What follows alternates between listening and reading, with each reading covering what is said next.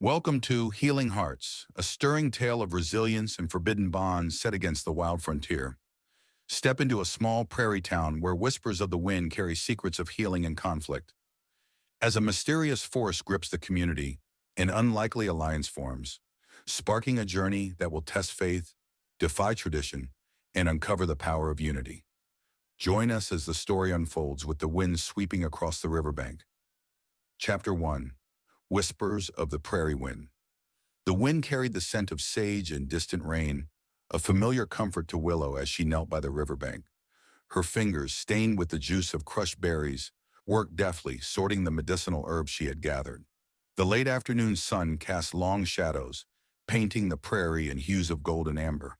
This land, her ancestors' land, held secrets and remedies known only to those who listened closely enough. She felt the pulse of it beneath her fingertips, a rhythm older than time itself.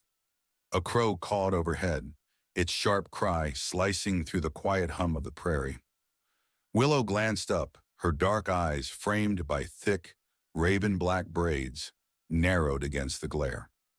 It wasn't the crow's call that disturbed the tranquility, but a subtle shift in the wind, a whisper of something unfamiliar. Something that carried the metallic tang of iron and the faint, acrid scent of wood smoke that didn't belong to any of the nearby tribal fires. Willow rose, her buckskin dress rustling softly against her legs. She was tall for a woman of her tribe, with a lean strength honed by years of navigating the rugged terrain. Her face, though young, held a maturity that belied her 25 summers. There was a calmness in her gaze, a deep well of knowing that had been passed down through generations of healers. But now that calmness was fractured by a prickle of unease. She scanned the horizon, her gaze settling on a plume of dust rising in the distance. A rider, approaching fast. Not from the direction of her people's encampment, but from the east, where the white settlers had staked their claim, building their town of redemption, a name that held a bitter irony for Willow. She had seen what redemption looked like. Broken treaties, stolen land, and the slow erosion of her people's way of life. Willow gathered her herbs, her movements quick and efficient. She secured them in a leather pouch that hung at her hip, her fingers brushing against the smooth, worn handle of the knife sheath there. It was a gift from her grandfather, a reminder of the strength and resilience of her lineage, a reminder that even healers sometimes needed to defend themselves. The rider drew closer, the pounding of hooves growing louder, a discordant rhythm against the steady pulse of the river. Willow stood her ground, her back straight, her chin lifted. She would not cower. She would not run. Her people had learned the hard way that fear only invited aggression. The horse, a magnificent black stallion lathered with sweat, skidded to a halt a few yards away, sending a spray of dust and pebbles into the air. The rider dismounted with a fluid grace that surprised Willow. He was tall, even taller than she, and lean, his figure silhouetted against the setting sun. He wore the black garb of a priest, a stark contrast to the vibrant colors of the prairie. A silver cross glinted at his chest, catching the last rays of light. Father Michael. She had heard whispers of him, the new priest who had come to redemption to save the souls of the heathens. Willow had scoffed at the notion. Her people's souls needed no saving. Their connection to the Great Spirit was as ancient and enduring as the land itself. He approached her slowly, his hands held open, palms up in a gesture of peace. But Willow saw the weariness in his eyes, the lines of strain etched around his mouth. He looked younger than she expected, closer to 30 than the rumored 35. His face clean-shaven, revealing a strong jawline. His eyes, though, were what held her attention. They were a startling shade of blue, the color of a winter sky just before a storm, and in their depths she saw not the arrogance she had anticipated, but a profound sadness. "Good evening," he said, his voice low rumble, tinged with an accent she couldn't quite place. It was not the harsh, guttural tone of many of the settlers. It was softer, almost hesitant. "I am Father Michael. I am looking for someone who can help." Willow remained silent, her gaze unwavering. She studied him, searching for any sign of deception, any hint of the disdain she had come to expect from the white men. But she found none. Only that unsettling sadness and a desperate plea that resonated in his voice. "Help with what?" she finally asked, her voice low and steady, betraying none of the turmoil within her. He swallowed hard, his gaze dropping to the ground for a moment before meeting hers again. "There is sickness in redemption," he said, his voice barely a whisper. "A fever. It spreads quickly. People are dying. The doctor, he doesn't know what to do." Willow felt a chill run down her spine, despite the warmth of the evening air. Sickness.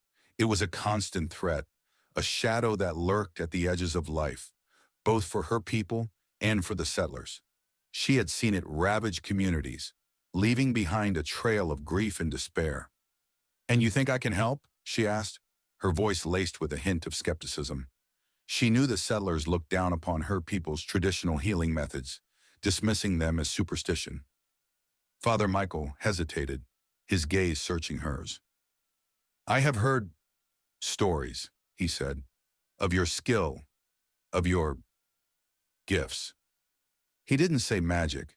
He didn't call her a savage. He simply acknowledged what he had heard without judgment. It was a subtle difference, but it was enough to make Willow consider his plea. "What kind of sickness?" she asked, her mind already racing, cataloging the symptoms he had described, searching for a pattern, a clue. He described the fever, the chills, the agonizing aches, the strange rash that appeared on the skin. Willow listened intently, her brow furrowed in concentration. It sounded like nothing she had encountered before. Something new, something unnatural. "I will come," she said finally, her voice firm. Her decision was not born of compassion for the settlers, not entirely.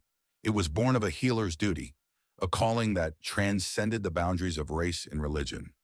It was born of the whispers of the prairie wind, urging her to protect the delicate balance of life, no matter who threatened it. Father Michael let out a breath he seemed to have been holding, a flicker of relief crossing his face. "Thank you," he said, his voice thick with emotion. "Thank you." He offered his hand to help her mount his horse. Willow hesitated, her gaze locking with his. In that moment, she saw not a priest, not a white man, not an enemy, but a fellow human being, grappling with fear and desperation. She ignored his outstretched hand, her chin lifting in challenge. "I will ride behind," she spoke calmly. "I am not accustomed to—" She paused, picking the words carefully. "To sitting so close to strangers." A flicker of something, a glint in the deep blue, was gone before she could name it. He nodded slowly, his lips pressed into a thin line. "As you wish." He swung back onto the black, the leather creaking under his weight. Willow moved with an agility he'd not expected, mounting behind him, her hands finding purchase on the horse's flanks, pointedly not on the priest's waist. The stallion shifted, sensing the tension. The air was thick with the scent of dust, sweat, sage, and a different, unfamiliar fear.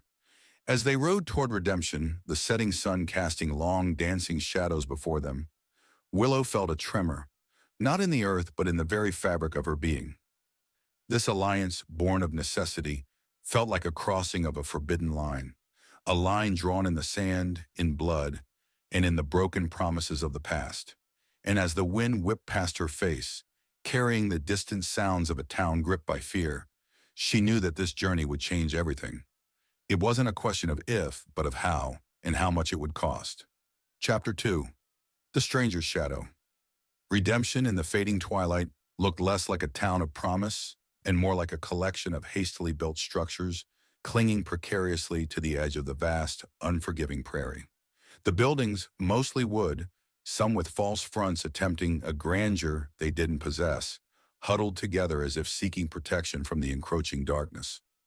The usual evening bustle, the clatter of horseshoes on packed earth, the raucous laughter from the saloon, the strains of a poorly played piano was absent. An eerie silence hung heavy in the air, punctuated only by the occasional cough, a child's whimper, or the mournful howl of a dog. The air itself felt thick, stagnant, carrying the metallic tang of blood and the cloying sweetness of sickness. It was a smell Willow knew all too well, a smell that spoke of suffering and death. She instinctively pulled her scarf higher, covering her nose and mouth, a futile attempt to ward off the unseen miasma that seemed to permeate everything.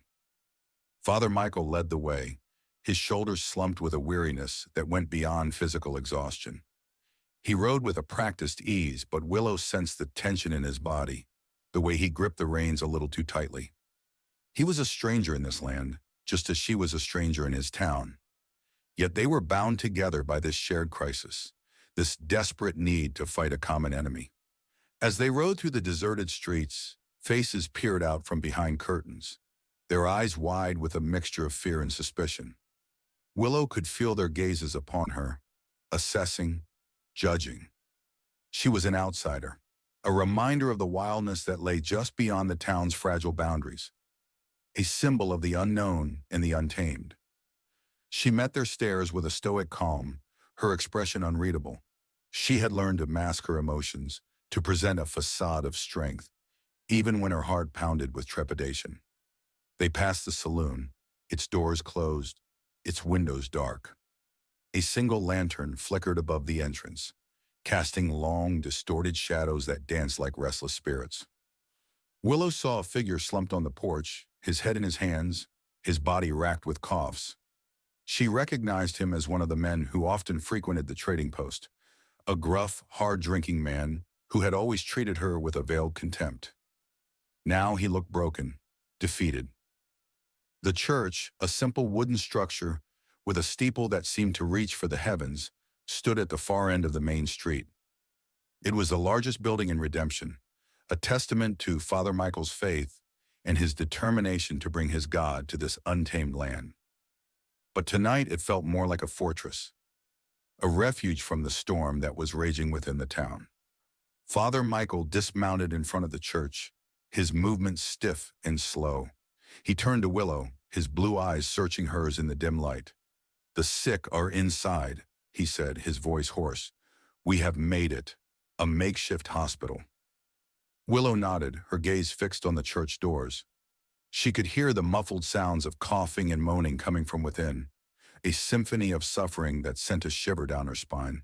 She slid off the horse, her movements graceful and silent. She gathered her medicine pouch, her fingers tightening around the familiar weight of it.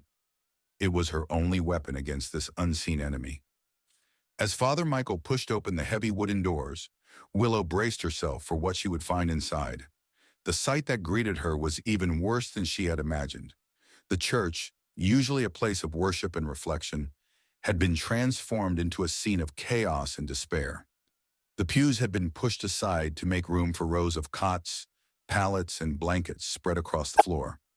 Men, women, and children lay huddled together, their faces flushed with fever, their bodies trembling with chills.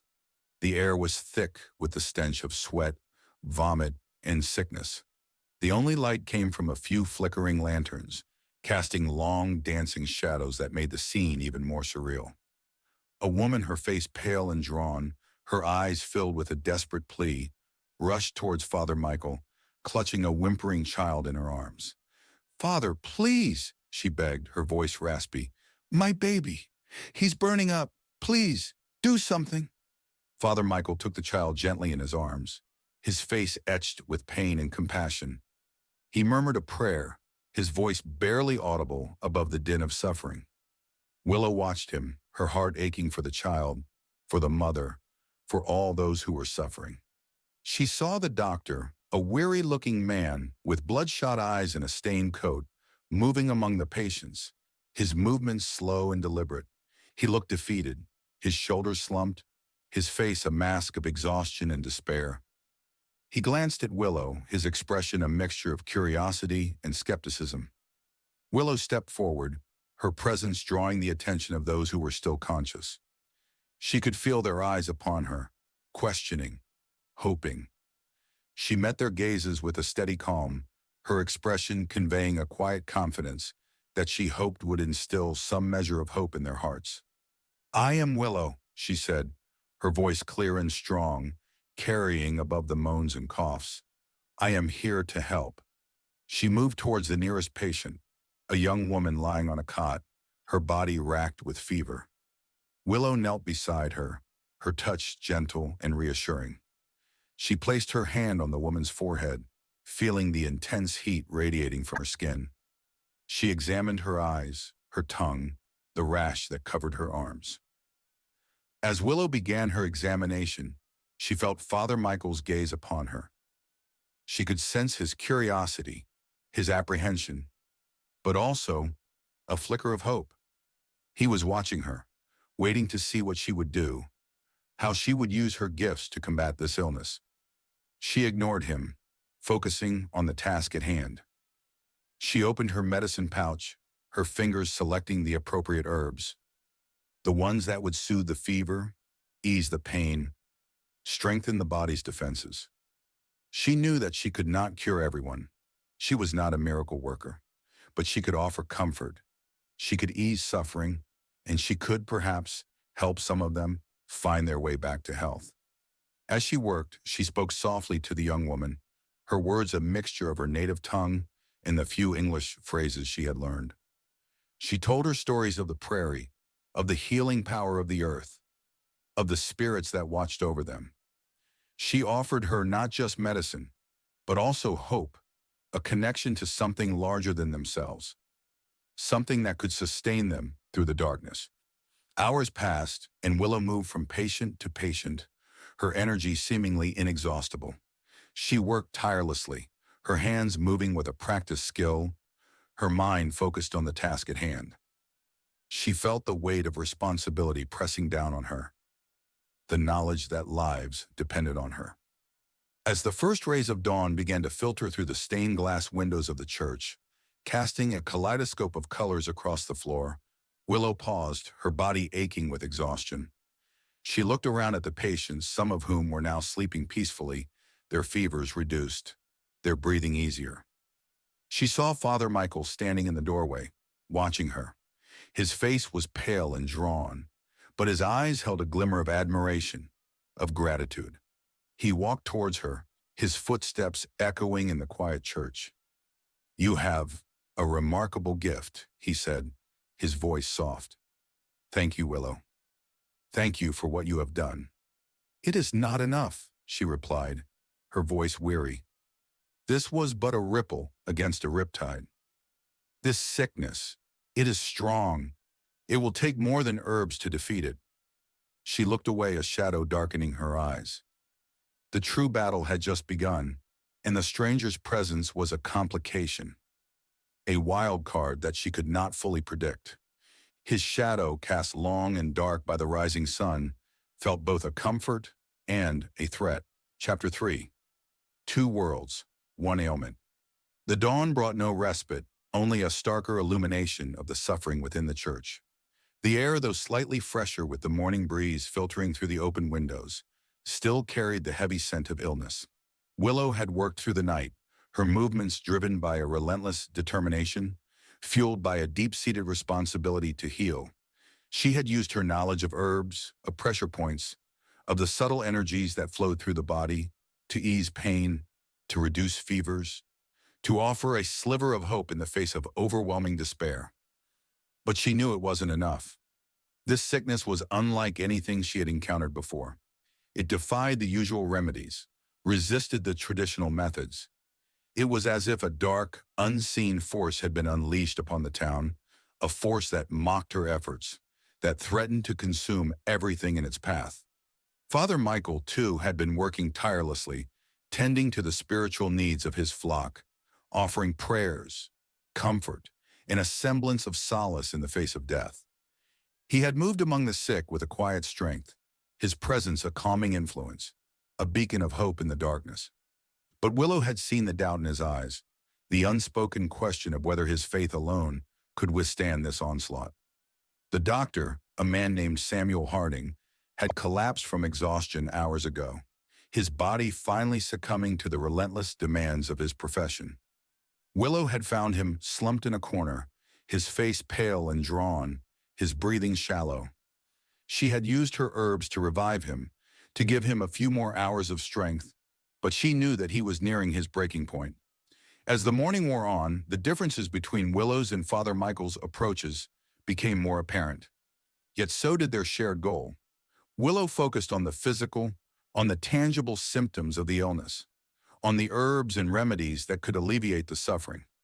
Father Michael focused on the spiritual, on the intangible needs of the soul, on the prayers and rituals that could offer comfort and hope. They worked in parallel, their paths occasionally crossing, their eyes meeting in brief moments of shared understanding, of mutual respect. But there was also a tension between them, an unspoken acknowledgement of the vast chasm that separated their worlds, their beliefs, their ways of understanding life and death. "This sickness," Willow said, her voice low and weary, as she knelt beside a young boy, his body burning with fever. "It is not natural. It feels tainted." Father Michael, who was standing nearby, tending to an elderly woman, looked at her, his brow furrowed. "Tainted?" he asked. "What do you mean?" Willow hesitated, searching for the right words to explain what she felt, what she sensed. "It is as if something has poisoned the land," she said. "Something evil." Father Michael frowned, his expression skeptical. "Evil?" he repeated. "You believe this is the work of demons?" Willow shook her head. "I do not speak of demons," she said. "I speak of a disharmony, a disruption of the natural order. Something has upset the balance." "The balance?" Father Michael's voice held a hint of condescension, the ingrained belief in his own faith's superiority surfacing. "The balance between the seen and the unseen," Willow explained patiently. "Between the earth and the sky, between life and death. My people believe that everything is connected, that everything has a spirit. When that connection is broken, when the spirits are angered, sickness can follow." Father Michael sighed, running a hand through his tired, dusty hair.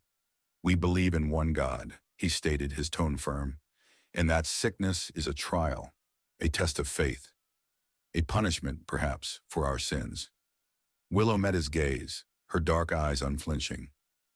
"And what sin have these children committed?" she asked, gesturing towards the young boy lying on the cot, his breath coming in ragged gasps. Father Michael had no answer. He looked away, his face troubled. The simple explanations of his faith seemed inadequate in the face of such suffering. A commotion near the entrance of the church interrupted their conversation. A group of men, their faces grim and determined, stormed into the makeshift hospital, their boots thudding heavily on the wooden floor. They were led by Jedediah Stone, a burly, hard-faced man who owned the largest ranch in the area. He was a man known for his ruthlessness, his intolerance, and his deep-seated prejudice against Willow's people. "What is she doing here?" Jedediah demanded, his voice booming through the church, his eyes fixed on Willow with undisguised hostility. Father Michael stepped forward, his body instinctively shielding Willow. "She is helping," he said, his voice calm but firm. "She is a healer." "A healer?" Jedediah scoffed. "She's a savage, a witch. She's probably the one who brought this curse upon us." The other men murmured in agreement, their eyes filled with fear and suspicion. Willow felt a surge of anger, but she forced herself to remain calm. She would not give them the satisfaction of seeing her react. "I did not bring this sickness," she said, her voice clear and steady. "I am here to help, just as the Father said." "We don't need your kind of help," Jedediah snarled. "We don't need your heathen magic. Get out! Get out before you make things worse." The tension in the church was palpable, thick with animosity and fear. Willow could feel the hatred emanating from Jedediah and his men, a tangible force that threatened to erupt into violence. Father Michael stood his ground, his blue eyes blazing with defiance. "She stays," he said, his voice unwavering. "She is under my protection, and I will not tolerate any threats against her." Jedediah glared at Father Michael, his fist clenched. For a moment it seemed as if he would challenge the priest, but then he hesitated. He knew that Father Michael, despite his gentle demeanor, was not a man to be trifled with. He also knew that he needed the priest's help, even if he despised the presence of the savage woman. "Fine," Jedediah growled, "but if things get worse, if more people die, she's the first one we'll come for." With that, he turned and stormed out of the church, his men following close behind. The silence that followed was heavy, broken only by the sounds of coughing and moaning. Willow looked at Father Michael, her expression unreadable. "Thank you," she said, her voice devoid of emotion. "But you should not have defended me. They will only hate you more for it." Father Michael shook his head. "I did what was right," he said, "and I will not stand by and allow them to harm you." He paused, then added, his voice softer, "Besides, I believe you. I believe you are trying to help." A flicker of surprise crossed Willow's face. She had not expected him to say that, to admit that he believed her, even in a small way. It was a crack in the wall that separated their worlds, a tiny bridge across the chasm of their differences. But that small bridge was about to be tested. The illness, that tainted sickness, grew, and as more townsfolk fell prey, the whispers and accusations would only get louder. Willow knew this, and looking at the priest's determined yet weary face, she sensed that he knew it too. The real test hadn't even truly started. It was out there, in the shadows, waiting. Chapter 4. Seeds of Forbidden Trust. The uneasy truce brokered by Father Michael's defense of Willow was fragile, a thin layer of ice over a turbulent river of prejudice and fear. The townsfolk, while desperate for any relief from the spreading sickness, remained deeply suspicious of Willow and her methods. They whispered behind their hands, casting wary glances her way, their fear fueled by Jedediah Stone's accusations and the ingrained belief that anything outside their understanding was inherently dangerous. Willow, accustomed to such treatment, ignored their stares and focused on her work. She moved among the sick with a quiet determination, her hands gentle and sure, her knowledge of herbs and healing practices her only weapons against the relentless advance of the disease. She brewed teas, prepared poultices, and whispered ancient words of healing, drawing upon the wisdom passed down through generations of her people. Father Michael, despite his initial skepticism, found himself increasingly drawn to Willow's methods. He observed her closely, watching the way she interacted with the patients, the way she seemed to draw strength from the earth itself, the way her touch seemed to bring a measure of comfort, even when a cure remained elusive. He saw the results, undeniable and tangible. Fevers reduced, breathing eased, a glimmer of hope returning to eyes that had been clouded by despair. He began to ask questions, cautiously at first, then with a growing curiosity. He wanted to understand her beliefs, her understanding of the world, her connection to the unseen forces that she claimed to manipulate. Willow, in turn, answered his questions patiently, explaining her people's traditions, their reverence for nature, their belief in the interconnectedness of all things. "The earth provides," she explained one afternoon as they sat together outside the church, taking a brief respite from the suffocating atmosphere within. "It offers us everything we need to heal, to survive. We just need to learn how to listen, how to understand its language." Father Michael looked out at the vast expanse of the prairie, the rolling hills bathed in the golden light of the setting sun. He had always seen this land as wild and untamed, a place to be conquered, to be brought under the dominion of his God. But now, listening to Willow, he began to see it differently, to see the beauty, the power, the inherent wisdom that it held. "Your people, they have lived here for centuries," he said, his voice thoughtful. "They have survived. They must know things that we do not." Willow nodded. "We have learned to live in harmony with the land," she said, "to respect its power, to listen to its whispers. But the white men, they only seek to conquer, to take, to destroy." A shadow of sadness crossed her face, a reflection of the losses her people had suffered, the pain that had been inflicted upon them. Father Michael felt a pang of guilt, a recognition of the role his own people had played in that suffering. "Not all of us," he said quietly. Not all of us are like Jedediah Stone. Willow looked at him, her dark eyes searching his. She saw the sincerity in his gaze, the genuine remorse that he felt. And she saw something else, something that surprised her, a flicker of attraction. It was a fleeting moment, a spark that ignited between them, quickly suppressed, buried beneath layers of duty, of responsibility, of the vast gulf that separated their worlds. But it was there, undeniable, a seed of forbidden trust, planted in the fertile ground of their shared struggle. As the days turned into nights, their collaboration deepened. They worked side by side, sharing their knowledge, their skills, their hopes, and their fears. Willow taught Father Michael about the medicinal properties of the local plants, about the ways to identify and prepare them.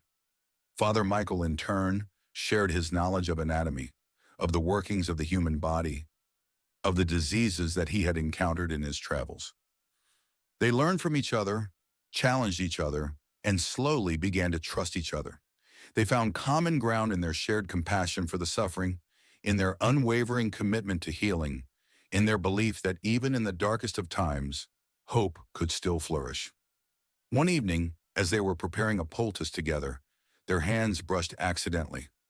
Willow felt a jolt of electricity run through her, a sensation that was both startling and pleasurable. She looked up at Father Michael, and she saw the same surprise, the same awareness reflected in his blue eyes. He quickly withdrew his hand, his face flushing slightly. "Forgive me," he murmured, his voice barely a whisper. Willow shook her head, her heart pounding in her chest. "It is nothing," she said, her voice equally soft. But it wasn't nothing. It was a moment of profound connection, a recognition of the shared humanity that bound them together, despite their differences. It was a moment that both frightened and exhilarated them. Later that night, as Willow lay on her pallet in a corner of the church, she couldn't sleep. Her mind was racing, her thoughts consumed by Father Michael. She thought of his kindness, his compassion, his willingness to learn, his unwavering commitment to his faith. She thought of the way he looked at her, the way he listened to her, the way he seemed to see her, not as a savage, not as an outsider, but as a fellow human being. She knew that it was dangerous, that it was forbidden. She was a medicine woman of her tribe, bound by ancient traditions and responsibilities. He was a priest of the Catholic Church, sworn to celibacy and dedicated to serving his God. Their worlds were incompatible, their paths destined to diverge. Yet she couldn't deny the feelings that were growing within her, the longing for connection, for understanding, for something more than the lonely existence she had always known. She closed her eyes, her heart aching with a mixture of hope and despair. Outside, a coyote howled, its mournful cry echoing through the night. It was a sound that usually brought her comfort, a reminder of the wildness that she loved, the freedom that she cherished. But tonight, it sounded like a warning, a premonition of the dangers that lay ahead. The seeds of trust were planted, yes, but so were the seeds of conflict and of heartbreak, and Willow could not yet discern which would sprout first or what bitter fruit they might bear. Chapter 5. The Serpent's Kiss. The sickness, far from abating, intensified its grip on redemption. It spread with a terrifying speed, leaping from household to household, leaving a trail of suffering and death in its wake. The church, once a sanctuary, now resembled a battlefield hospital, overflowing with the sick and dying. The air was thick with the stench of disease, the sounds of coughing and moaning, a constant, agonizing chorus. Willow and Father Michael worked tirelessly, their efforts fueled by a desperate hope and a growing sense of dread. They had combined their knowledge, blending Willow's traditional remedies with Father Michael's understanding of Western medicine. But their efforts seemed increasingly futile. The disease defied their attempts to contain it, to understand its nature, to find a cure. One afternoon, while examining a young girl who had recently fallen ill, Willow noticed something peculiar.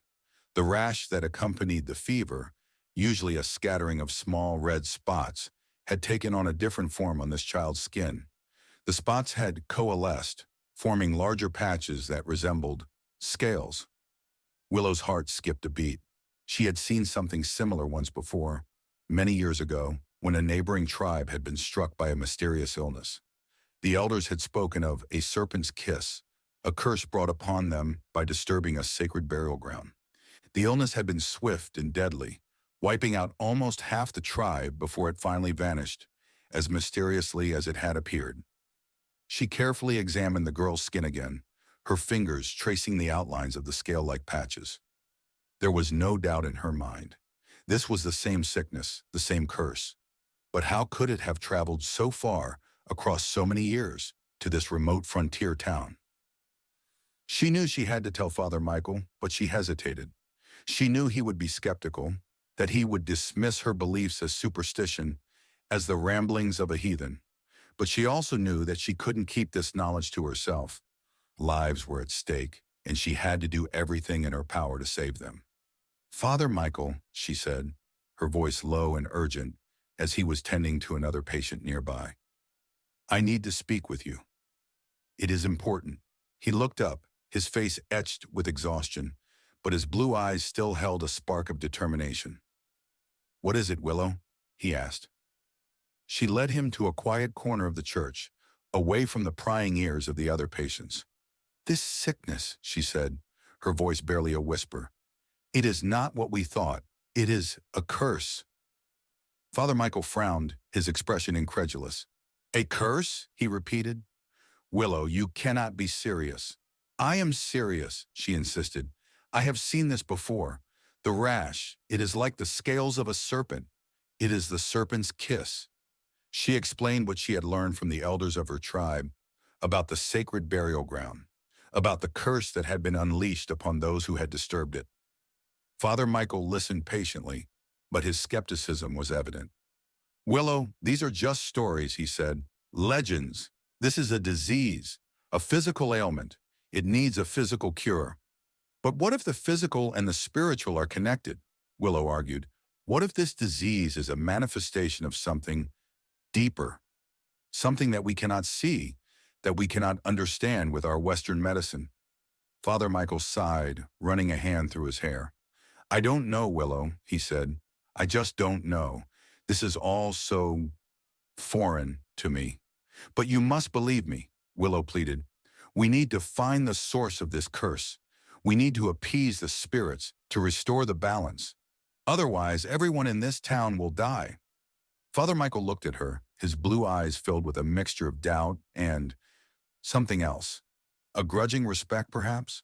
Or maybe it was the desperation of the situation, the knowledge that their conventional methods were failing, that made him willing to consider even the most outlandish possibilities. He, a man of God, of logic, and of the church, found himself on the precipice of acknowledging something that felt anathema to everything he held dear. "And how do you propose we do that?" he asked, his voice hesitant. "I need to go back," Willow said, "back to where it all began, to the burial ground. I need to find out what was disturbed, what angered the spirits, and then I need to find a way to make amends." The thought of her venturing out alone into the vast and dangerous prairie filled him with a sudden, unexpected fear. It wasn't just the sickness or the wild animals or the hostile tribes that might roam those lands. It was something else, something he couldn't quite name, a feeling of protectiveness, a desire to keep her safe. "It's too dangerous," he said, his voice firm. "I won't allow it." Willow met his gaze, her dark eyes unwavering. "I do not need your permission," she said. "This is my responsibility. This is my people's way. I must do what I believe is right." He knew she was right. He knew that he couldn't stop her, that she was driven by a force far greater than his own will. But he couldn't shake the feeling of dread that settled over him, the premonition that this journey would lead her into even greater danger. "Then I'm going with you," he said, his voice resolute. Willow stared at him, her surprise evident. "You?" she asked. "But why?" "Because you shouldn't go alone," he said. "Because I believe you. At least, I believe that you believe, And because I need to understand, I need to see for myself. And because he admitted silently to himself, he couldn't bear the thought of her facing this danger alone. It was a reckless decision, a leap of faith that defied his own beliefs, his own training. But he knew that he couldn't stay behind, that he had to follow her, to protect her, to learn from her. As they prepared for their journey, a sense of foreboding hung heavy in the air. The serpent's kiss had been delivered, and the path to healing, if there was one, was fraught with peril. The unspoken bond between Willow and Father Michael, forged in the crucible of shared suffering, was about to be tested in ways they could not have imagined. The town of redemption held its breath, and out on the prairie, something ancient stirred. Chapter 6. Beneath a Sky of Judgment. The journey began under a sky the color of bruised plums, heavy with the threat of a storm. The wind, which had whispered secrets to Willow on the prairie, now howled a mournful dirge, whipping their hair and clothes, carrying the scent of dust and impending rain. They rode in silence, each lost in their own thoughts, the only sound the rhythmic pounding of the horses' hooves and the creak of leather. Willow, despite her outward calm, felt a tremor of unease. She had ventured into the wilderness many times before, but this journey felt different. The weight of responsibility pressed down on her, the knowledge that the fate of redemption, and perhaps even her own people, rested on her shoulders. She felt the eyes of the spirits upon her, watching, judging. Father Michael, riding beside her, was a study in contrasts. He was a man of faith, yet he was venturing into a world that challenged everything he believed in. He was a man of peace, yet he carried a revolver strapped to his hip, a concession to the dangers of the frontier. He was a man of God, yet he was following a woman who believed in the power of spirits and ancient curses. He watched Willow, her profile stark against the darkening sky. He admired her strength, her resilience, her unwavering commitment to her beliefs. He also saw the vulnerability beneath her stoic exterior, the fear that she tried so hard to conceal. He felt a growing protectiveness towards her, a desire to shield her from the dangers that lay ahead. It was a feeling that both confused and disturbed him, a feeling that challenged his vows, his calling, his very identity.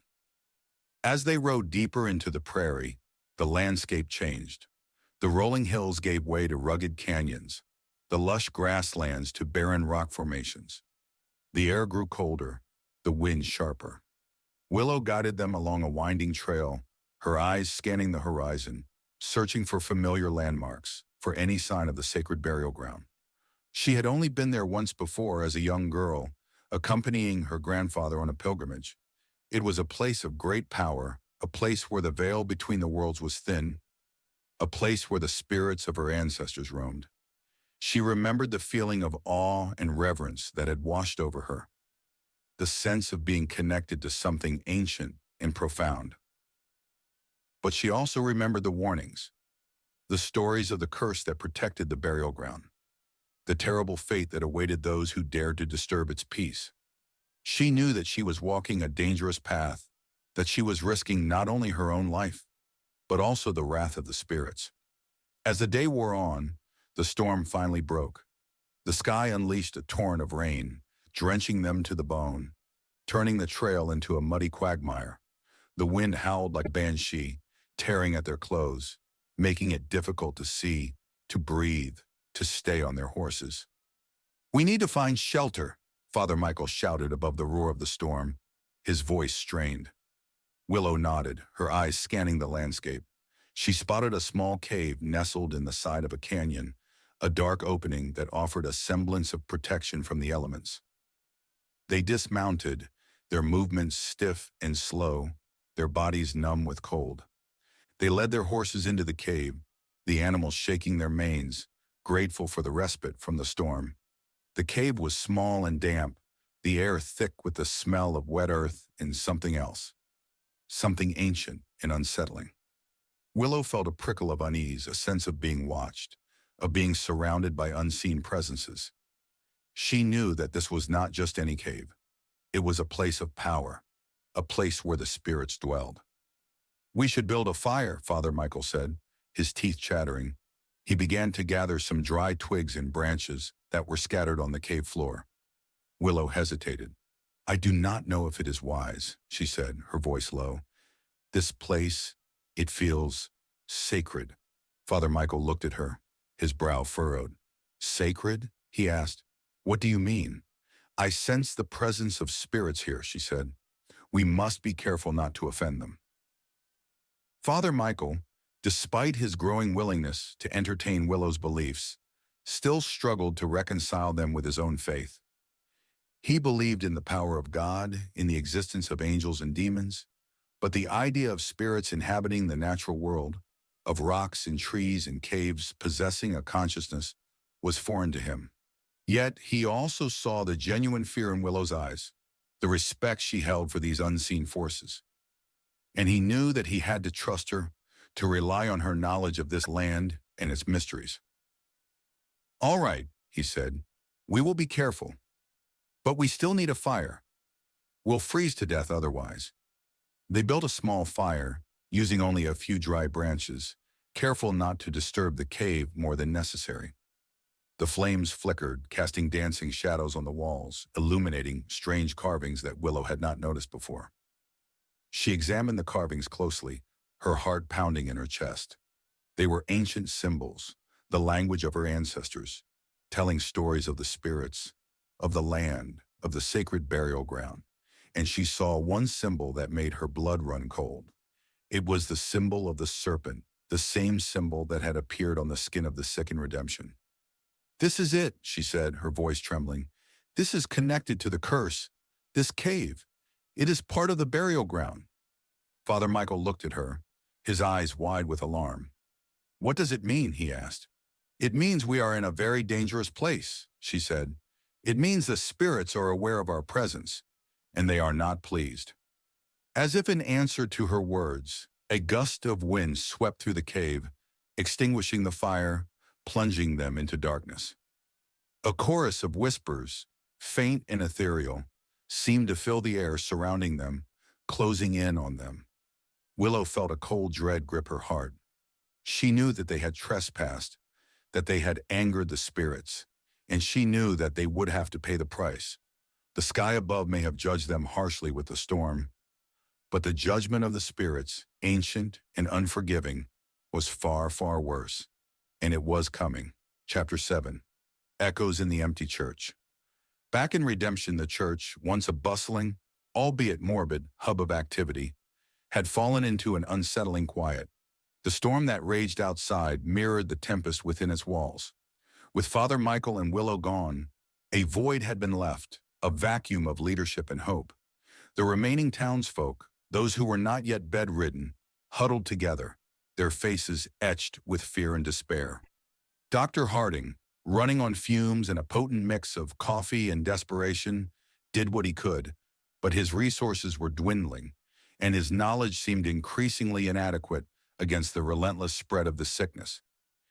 He moved among the patients like a ghost, his touch hesitant, his eyes filled with a haunted weariness. He knew that without Willow's herbs and Father Michael's calming presence, their chances of survival were diminishing rapidly. Jedediah Stone, fueled by his own brand of righteous anger and prejudice, had taken it upon himself to fill the power vacuum. He roamed the streets, gathering a small band of followers, men who shared his distrust of Willow and his belief that the town's misfortune was a direct result of her heathen magic. They've gone off together, haven't they? Jedediah sneered, addressing a group of men gathered in the now empty saloon.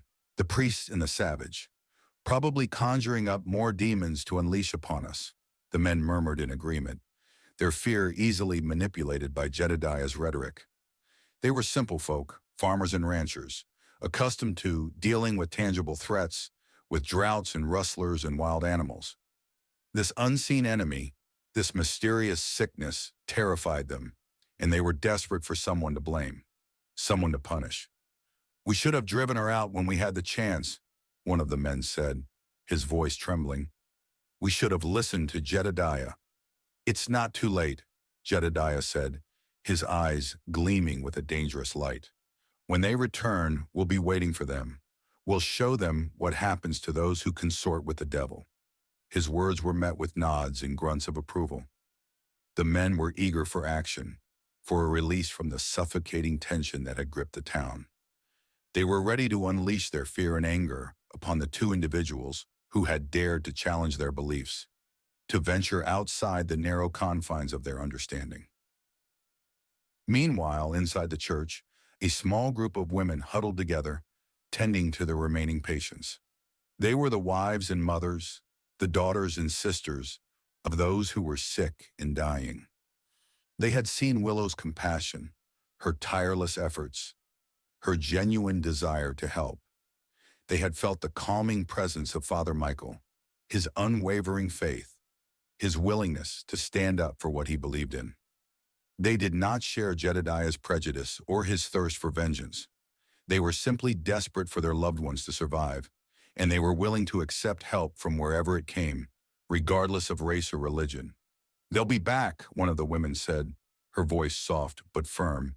"They wouldn't abandon us."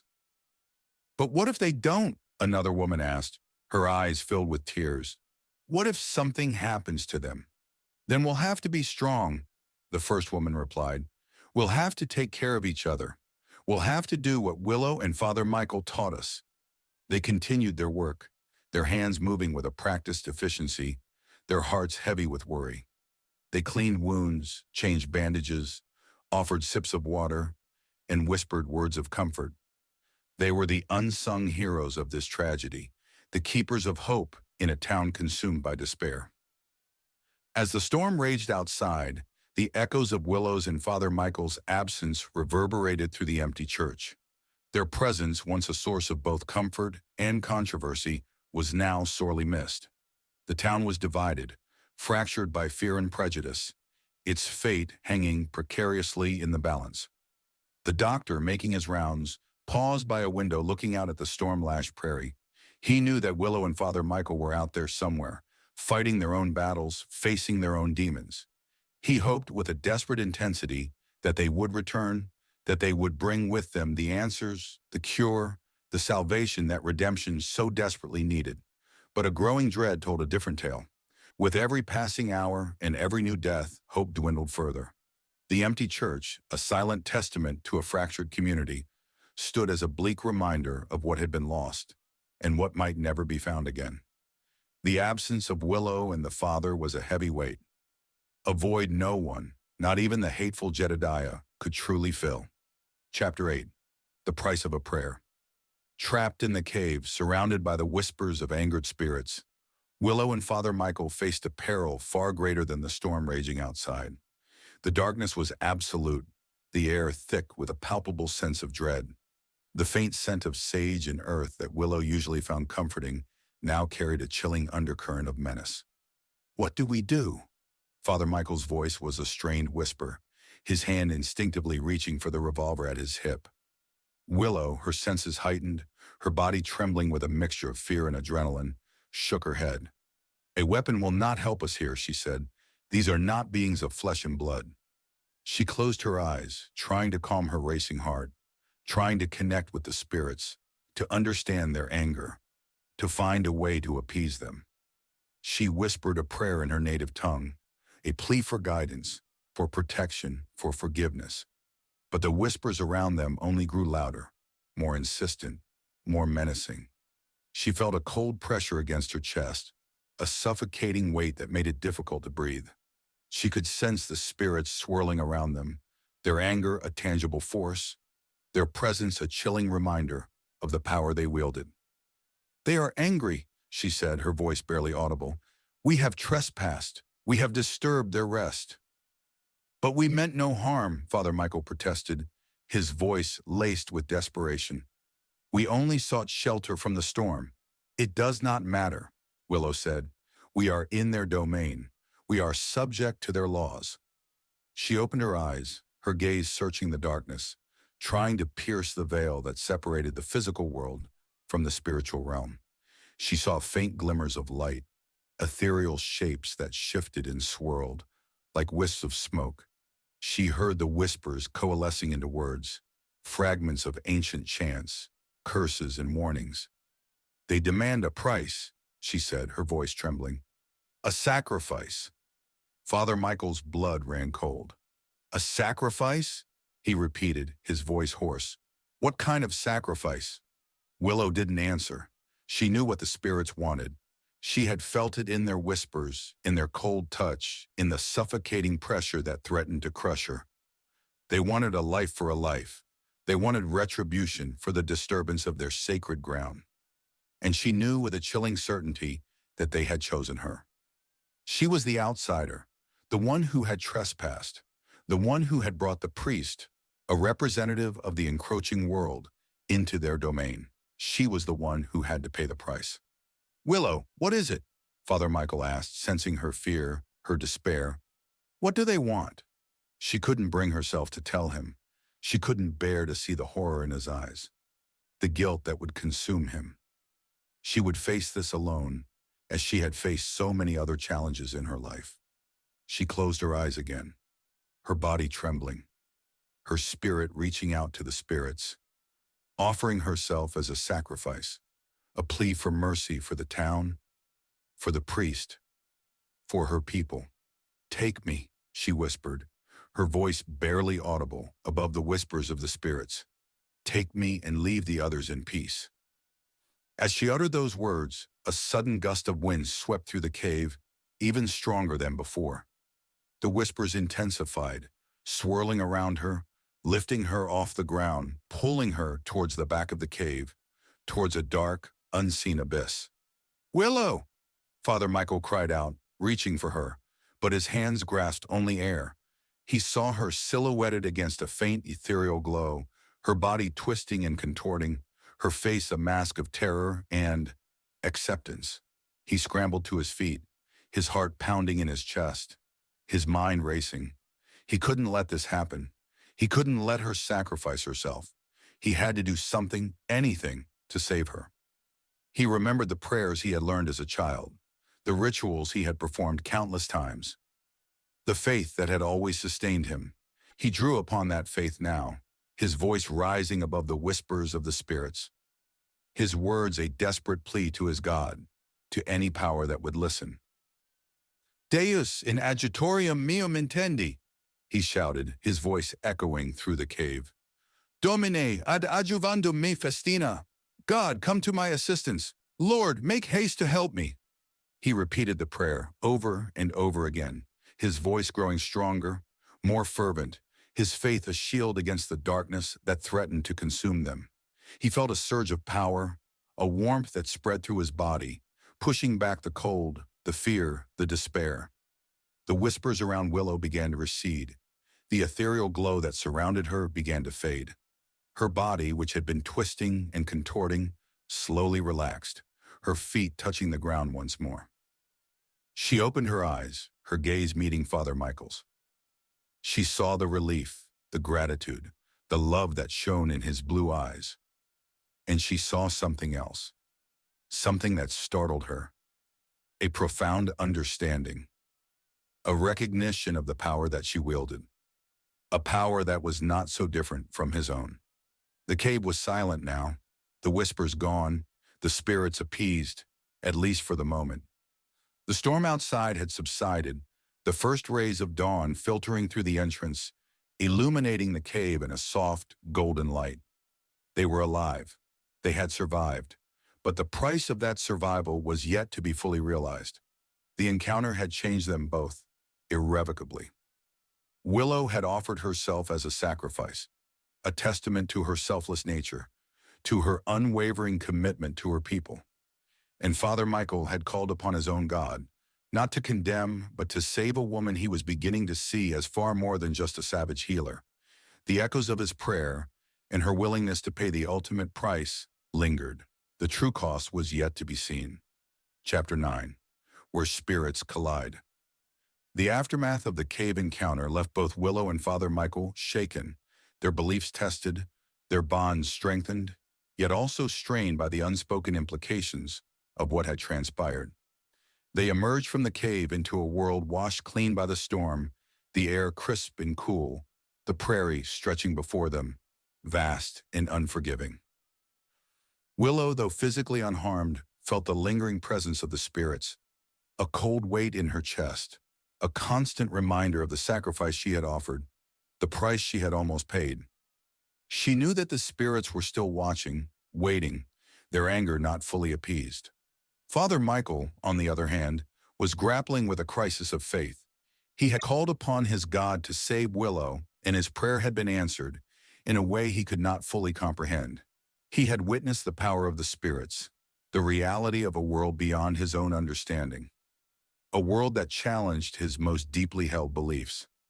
They rode in silence for a long time, the only sound the rhythmic pounding of the horse's hooves and the occasional cry of a hawk circling overhead.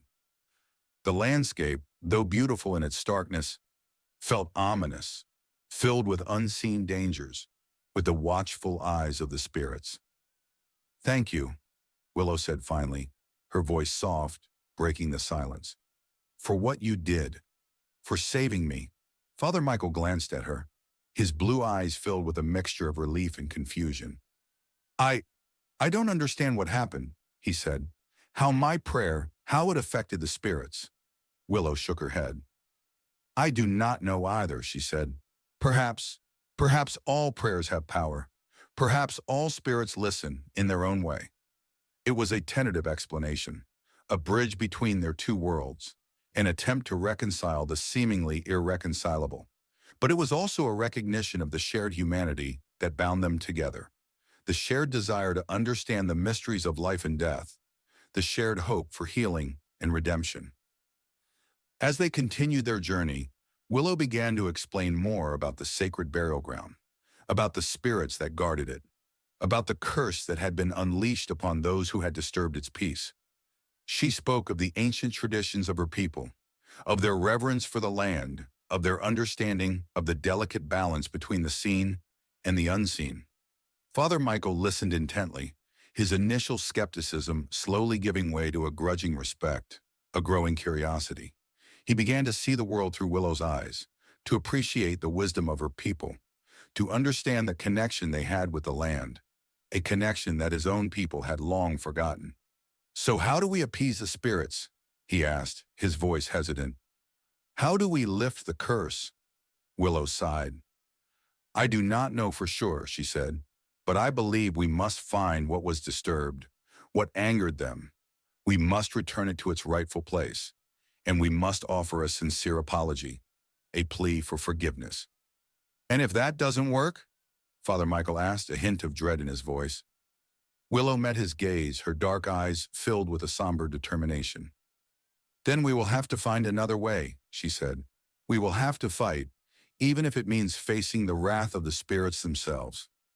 They finally reached the sacred burial ground, a desolate stretch of land marked by ancient rock formations, weathered by time and wind.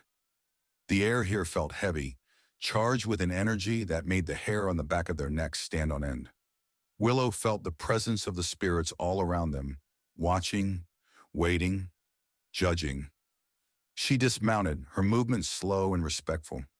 She walked towards a large, flat rock, its surface covered with ancient carvings, similar to those she had seen in the cave. She knelt before the rock, her head bowed, her hands pressed against the cold stone. "We have come to make amends," she said, her voice clear and strong, echoing through the stillness of the burial ground. "We have come to ask for forgiveness. We have come to restore the balance." She began to chant in her native tongue, a prayer to the spirits, a plea for mercy, a promise to right the wrongs that had been committed. Father Michael watched her, his heart filled with a mixture of awe and apprehension. He did not understand the words, but he understood the emotion, the sincerity, the profound connection that Willow had with this place, with these spirits. He felt a sudden urge to join her, to offer his own prayer, to his own God. He knelt beside her, his head bowed, his hands clasped together. He prayed for forgiveness, for guidance, for the strength to face whatever challenges lay ahead. As they prayed, two different prayers, two different faiths, two different worlds, colliding in this sacred space, something extraordinary happened. The wind, which had been still, began to stir, swirling around them, carrying the scent of sage and rain. The air grew warmer. The oppressive feeling of dread began to dissipate. Willow felt a shift in the energy, a sense of acceptance. The spirits were listening. They were willing to give them a chance. She opened her eyes, her gaze meeting Father Michael's. She saw the surprise, the wonder, the relief that mirrored her own. "They are listening," she said, her voice filled with a newfound hope. "But we still have much to do." They spent the rest of the day searching the burial ground, carefully examining every rock, every crevice, every sign of disturbance. They found evidence of recent digging, of careless footsteps, of objects that had been removed. As the sun began to set, casting long, dramatic shadows across the land, Willow finally found what she was looking for. Hidden beneath a pile of rocks, she discovered a small, intricately carved wooden box. It was old, very old, its surface covered with the same symbols she had seen in the cave and on the burial ground markers. She carefully lifted the box, her hands trembling. She knew without opening it that this was what had been stolen. This was what had angered the spirits. This was the key to lifting the curse. But as she held it, a chilling premonition washed over her. Returning the box wouldn't be enough. The spirits had heard them, yes, but that didn't mean they had forgiven. The true test, the final reckoning, was still to come, and it would be far more difficult than either of them could imagine. Chapter 10. A Touch Across the Divide.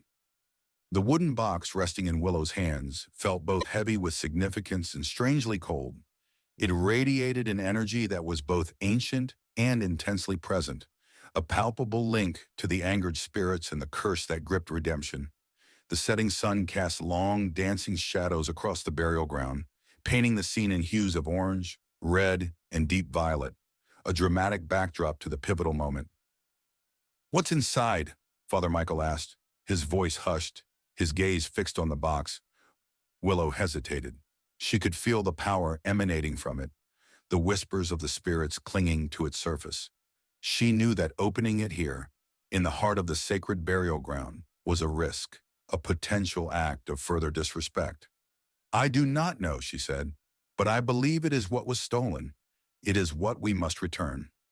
She carefully examined the box, her fingers tracing the intricate carvings, searching for a way to open it without causing further damage. The wood was dark and weathered, its surface smooth from age and handling. She found a small, almost invisible latch hidden beneath one of the carvings. With a deep breath, she pressed the latch, and the box clicked open. The interior was lined with soft, faded fabric, and nestled within was a single object, a necklace made of intricately woven beads, feathers, and small, polished stones. The stones, a deep, mesmerizing blue, seemed to glow with an inner light. Willow gasped.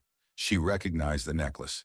It was a sacred artifact of her tribe, a symbol of healing and protection, passed down through generations of medicine women. It had been lost many years ago, stolen during a raid by a rival tribe, or perhaps by white settlers. Its loss had been a source of great sorrow and shame for her people. This is ours," she said, her voice trembling with emotion. "It belongs to my tribe." Father Michael looked at the necklace, his eyes wide with understanding. He saw the reverence in Willow's gaze, the profound connection she had with this object, a connection that transcended its physical form. "It's beautiful," he said softly, "and powerful." Willow carefully lifted the necklace from the box, her fingers gently touching the beads, the feathers, the stones. She felt a surge of energy, a warmth that spread through her body, a sense of connection to her ancestors, to her people, to the land. "We must return it," she said, her voice firm, "but not here, not like this." She closed the box, carefully securing the latch. "We need to take it back to redemption," she said. "We need to return it to its rightful place, with the proper ceremony, with the respect it deserves." Father Michael nodded in agreement. He understood the importance of ritual, of respecting the traditions of Willow's people. He also sensed that simply returning the box to the burial ground would not be enough to appease the spirits. To lift the curse, the necklace, a symbol of healing and protection, needed to be returned to the living, to those who were suffering. As they prepared to leave the burial ground, the wind picked up again, swirling around them, carrying the whispers of the spirits. But this time the whispers were different. They were no longer angry, no longer menacing. They were curious, watchful, waiting. Willow felt a sense of hope, a belief that they were on the right path, that they had a chance to heal the rift between the worlds, to restore the balance. But she also knew that the journey was far from over, that the final test was yet to come. As they rode back towards redemption, the moon replacing the sun in the vast, star-studded sky, a silence fell between them. A silence filled with unspoken emotions, with a growing awareness of the connection that had formed between them. They stopped at a small stream to water their horses, the moonlight reflecting off the water, creating an ethereal glow. Willow dismounted, her movements graceful and fluid. She knelt by the stream, cupping her hands and drinking deeply. Father Michael watched her, his heart stirred by a longing he could no longer deny. He saw the strength, the beauty, the resilience of this woman, a woman who had challenged his beliefs, his prejudices, his very understanding of the world. He saw the vulnerability beneath her stoic exterior, the fear she tried so hard to conceal, the burden she carried on her shoulders. He dismounted and walked towards her, his footsteps silent on the soft earth. He stood beside her, his gaze fixed on her profile, the moonlight illuminating her dark eyes, her high cheekbones, her raven black hair. "Willow," he said softly, his voice barely a whisper. She looked up at him, her expression questioning. He reached out, his hand gently touching her cheek, his fingers tracing the curve of her jawline. It was a simple gesture, a fleeting touch, but it was charged with emotion, with a longing that had been building between them, unspoken, unacknowledged, until now. Willow's breath caught in her throat. She felt a jolt of electricity run through her, a sensation that was both exhilarating and terrifying. She did not pull away. She met his gaze, her dark eyes searching his, questioning, yearning. He leaned closer, his face inches from hers, his blue eyes filled with a tenderness that she had never seen before. He hesitated, his breath warm on her skin, his gaze searching hers for any sign of resistance, of rejection. She did not resist. She did not reject. She closed her eyes, her heart pounding in her chest, her body trembling with anticipation. He gently touched his lips to hers. The kiss was soft, tentative, a hesitant exploration of uncharted territory. It was a kiss that spoke of respect, of admiration, of a longing that transcended the boundaries of their different worlds, of their different faiths. It was a kiss that acknowledged the forbidden, the dangerous, the potentially devastating consequences of their actions. It was a moment, fragile and beautiful, suspended between two worlds, a touch across an immense divide. And in that touch, the future shifted. Chapter 11. The Storm Within. The kiss, a fleeting moment of connection, a bridge across the chasm that separated their worlds, lingered in the air between Willow and Father Michael like a whispered prayer, a fragile promise.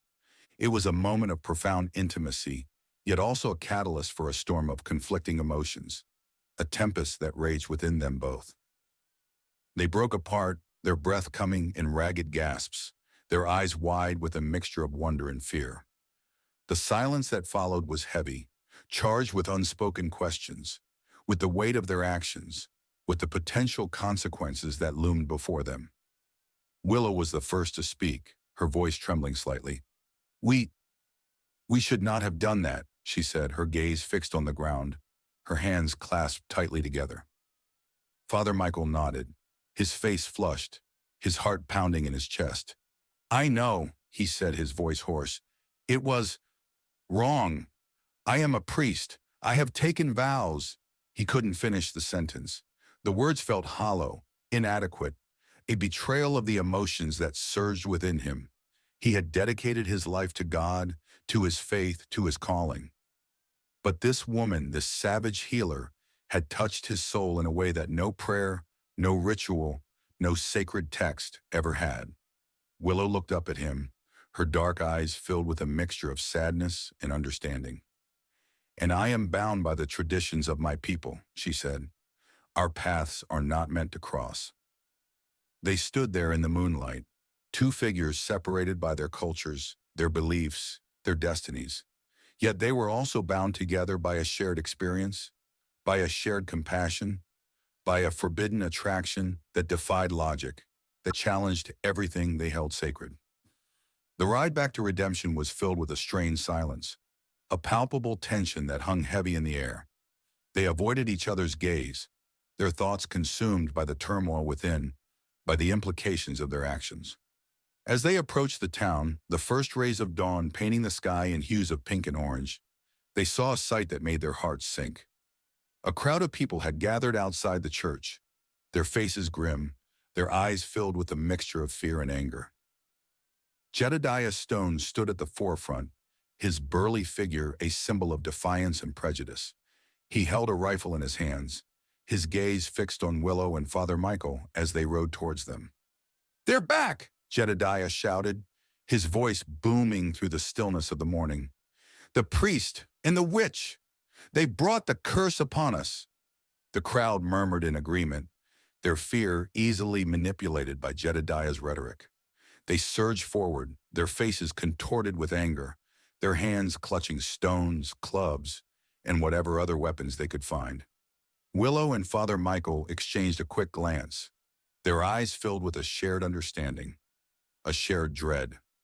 They knew that this confrontation was inevitable, that the fragile truce they had brokered had been shattered, that the storm of prejudice and fear had finally broken upon them. "We need to get inside the church," Father Michael said, his voice urgent. "It's our only chance." They spurred their horses, galloping towards the church doors, the crowd closing in behind them, their shouts and curses echoing through the streets. Jedediah raised his rifle, aiming at Willow's back.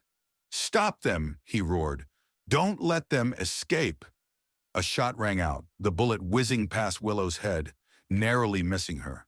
She felt a searing pain in her shoulder, a sharp, burning sensation that made her gasp. Father Michael saw the blood staining her buckskin dress. He reined in his horse, his face a mask of fury.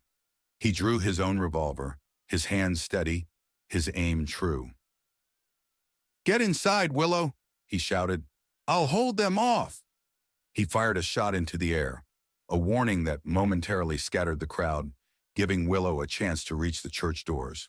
She dismounted, her movements hampered by the pain in her shoulder, her heart pounding in her chest. She fumbled with the heavy wooden doors, her hands trembling, her mind racing. She had to get inside. She had to protect the sick. She had to find a way to stop this madness. Father Michael continued to fire his revolver, holding the crowd at bay, his face a mask of determination and something else, a fierce protectiveness, a willingness to sacrifice everything for this woman, for this cause. He knew that he was outnumbered, that he couldn't hold them off forever. But he would buy Willow the time she needed, even if it cost him his life. He, a man of peace, was now a man of war, driven by a love that was forbidden, a loyalty that transcended his vows, a desperate hope that somehow, some way they could survive this. The storm within had merged with the storm without. The clash was not just between individuals, or even between cultures. It was a clash between fear and understanding, between hate and compassion, between the darkness of prejudice and the fragile light of hope. And in the midst of that storm, two souls bound by a forbidden touch fought for their lives, for their beliefs, and for a future that seemed increasingly uncertain. The scene was set, and the price of everything, the necklace, the prayer, the kiss, the town itself, was about to be tallied. Chapter 12. Scars of the Past. Willow managed to stumble inside the church, slamming the heavy wooden doors shut just as the mob reached them. She quickly bolted the doors, her injured shoulder screaming in protest, her breath coming in ragged gasps. The relative silence inside the church was a stark contrast to the roar of the crowd outside, their angry shouts and pounding fists echoing through the thick wooden doors. The sick, those who were still conscious, looked at her with a mixture of fear and hope, their eyes questioning, pleading. She offered them a weak smile, a reassurance that she hoped would mask her own trepidation. She quickly assessed her surroundings.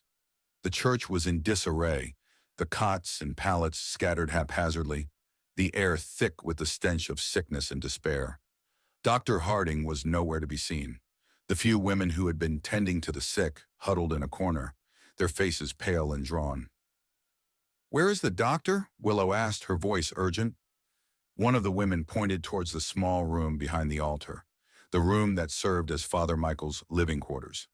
"He's in there," she said, her voice trembling. He collapsed. He's not well."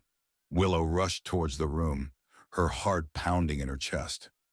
She found Dr. Harding lying on the narrow cot, his face ashen, his breathing shallow and labored.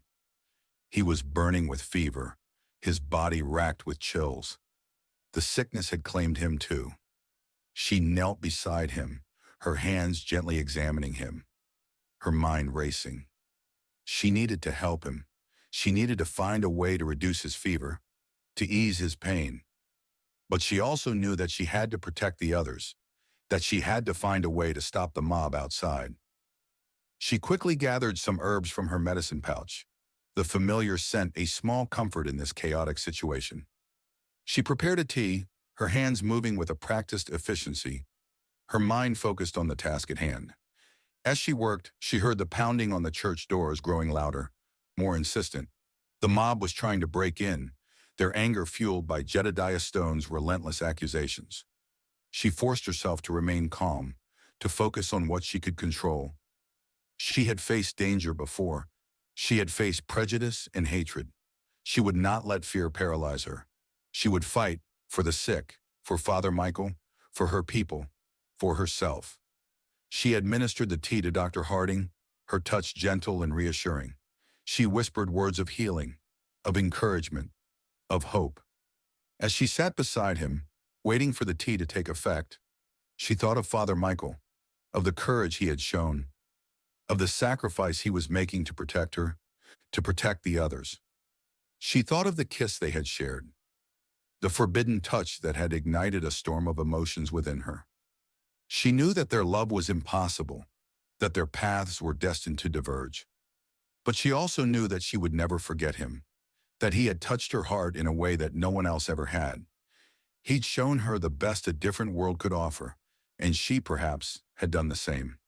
The scars of their past, separate though they might be, were now intertwined. A sudden crash from the front of the church startled her.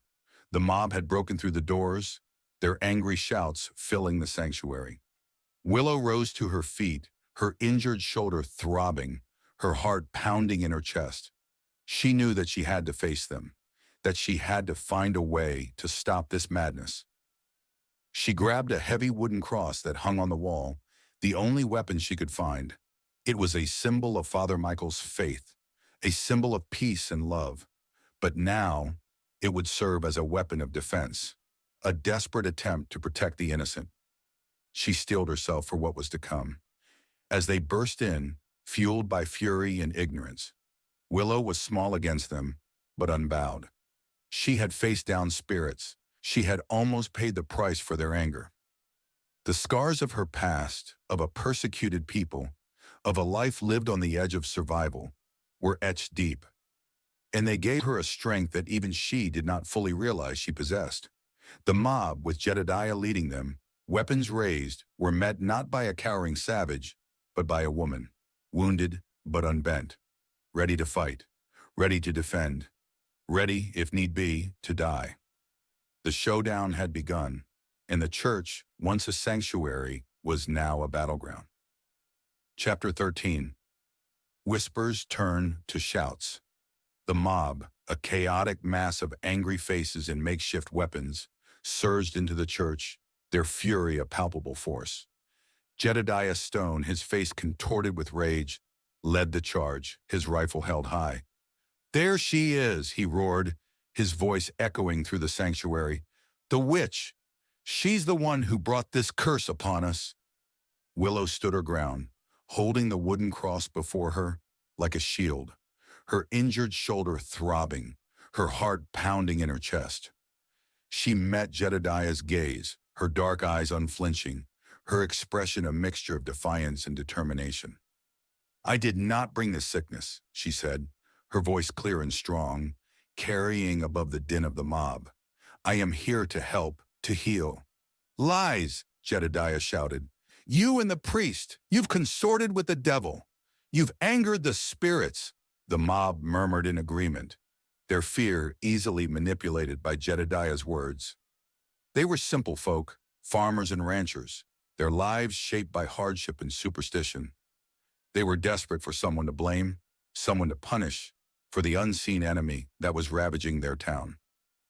"We don't need your heathen magic," one of the men shouted, brandishing a club. "We need to cleanse this town of your evil." "Get out!" another man yelled, his face red with anger. "Get out before we make you."